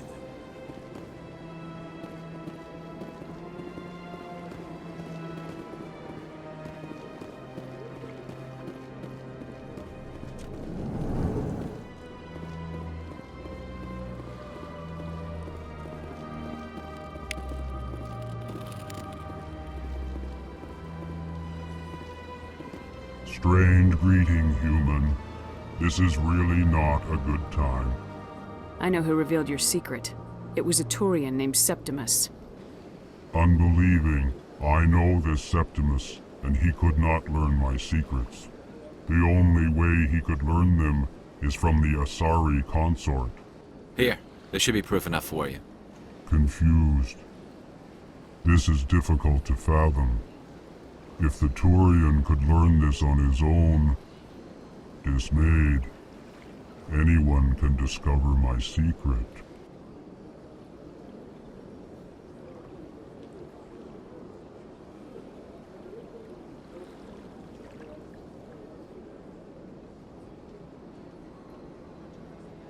Septimus is a powerful man, and it wasn't easy for him to find. Relieved. I suppose you are correct, human. Thank you for this information. Startled realization. I must speak with the consort. She will be most displeased with my actions. Anxious request. Please, human, if you will excuse me, I must go now. I'm sure she'll forgive you. It was an honest mistake. Doubtful. Perhaps you are right, human. I can only hope so. Thankful. That was a great thing you did, Commander. Approving. You see, then, not all humans are as you say. I'm sure the Earth Clan stands to profit from this in some way. Apologetic. Do not listen to my Volus compatriot. It was a good thing you did, regardless of your intentions. Pleased greeting. Human, it is always good to see your kind. I am Ambassador Kalen. Genuine query. Is there something I can do for you this day?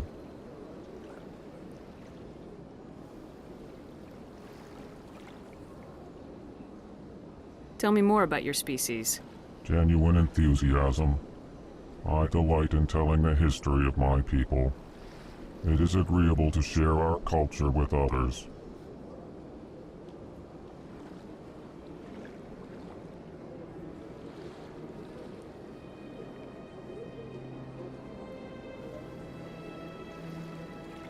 I'd like to know more about the culture of the Alvor. Frankly, We Elcor prefer the safety and familiarity of our own colonies to the Our society is built on small, tight-knit groups. Though we are always welcoming to outsiders, our government tends to be very stable. Our people are not very comfortable with sudden changes.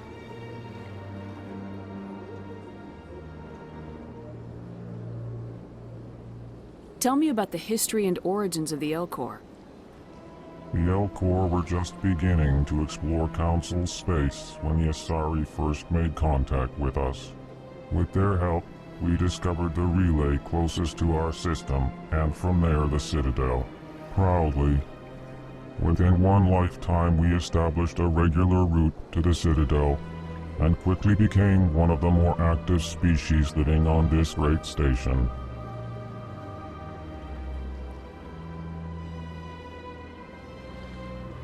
Why do you explain what you're about to say? Our people communicate less through words and more through scent and slight movements. Plainly, we discovered our vocal expression was not enough to convey the feelings of our conversations to other species. Why do you bother, Kalen? These Earth Clan don't really care about our ways. Remorseful response, Din. You don't truly believe that, and if you do, I am very sorry for you. What do you do here? Modestly, I work to bring the problems and the requests of the Elcor groups to the attention of the Council. Ha! They only give us these positions to keep us quiet. The Council doesn't care about our races. Chastising rebuke. Your tone is inappropriate, Din. This human is not to blame for your malcontent or your misconceived suspicions. Goodbye, Ambassador. Sincere farewell. Good day to you, human. Enjoy your time on the Citadel. Ah, the Earth Clan again. What is it now?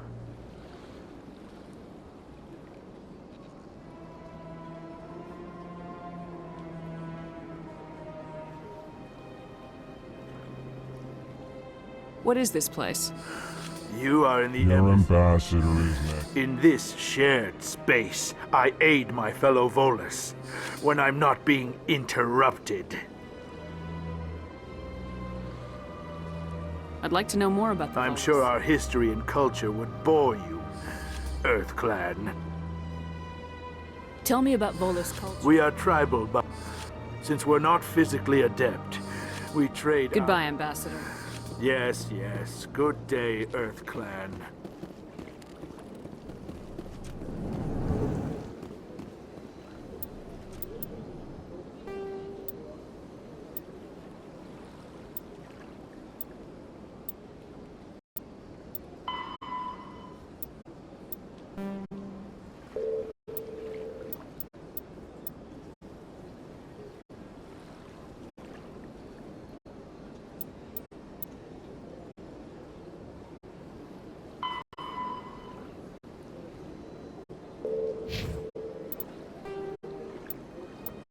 When the Elcor are a citadel species native to the high-gravity world Dakuna.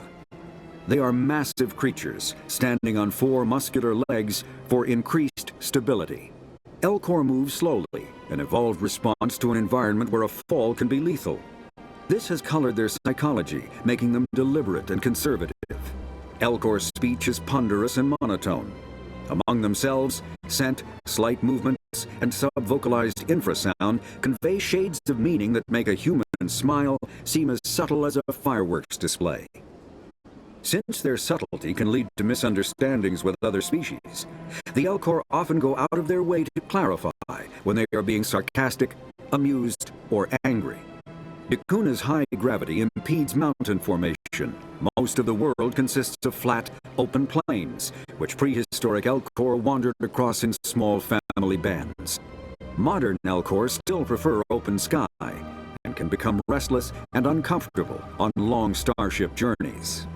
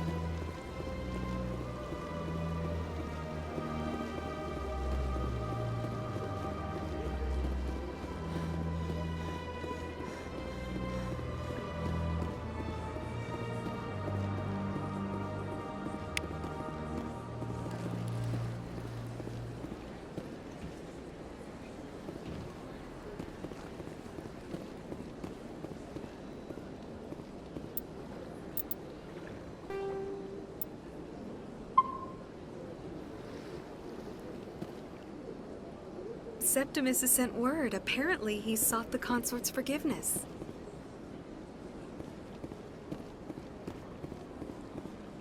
That's right. It was a long time ago, though. I barely remember. What drew you back to the Citadel and to the consort? I don't know exactly. It may sound strange, but I simply felt called. That's not strange. Many of us have felt the same calling, though you are the first of your kind to respond to it. Really? I hadn't seen any other humans working here, but I did want to ask. No doubt you were just the first of many to come. It's only a matter of time now that your species is spreading its wings.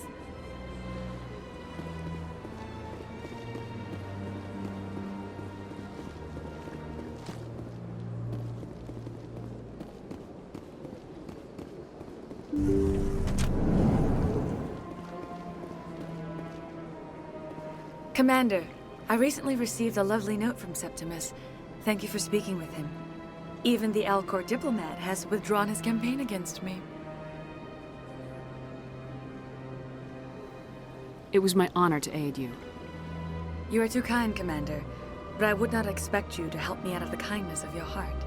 I also have one more thing to give you, if you are interested. What are you offering me? I offer a gift of words, an affirmation of who you are and who you will become. I see your skin, tough as the scales on any Turian, unyielding, a wall between you and everyone else, but it protects you, makes you strong. That strength is what kept you alive when everyone around you was dying. You alone survived. You will continue to survive.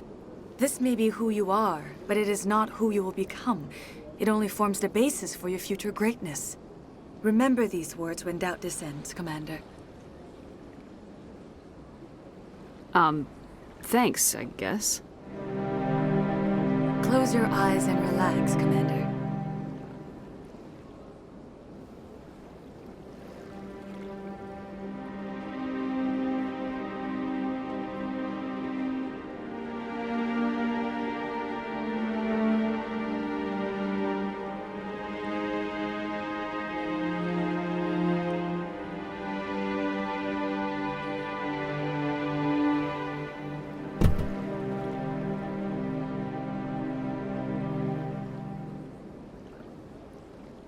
Here, Commander. In light of your efforts with the Alcor ambassador, I would like you to have this small trinket. What is it? A small mystery. I have never learned its use or purpose, but I sense it is time for me to pass it on. And now I must ask you to leave. I have done everything I can for you. Remember my words, Commander Shepard. They will give you strength. So long, Commander. I can offer you nothing more at this time.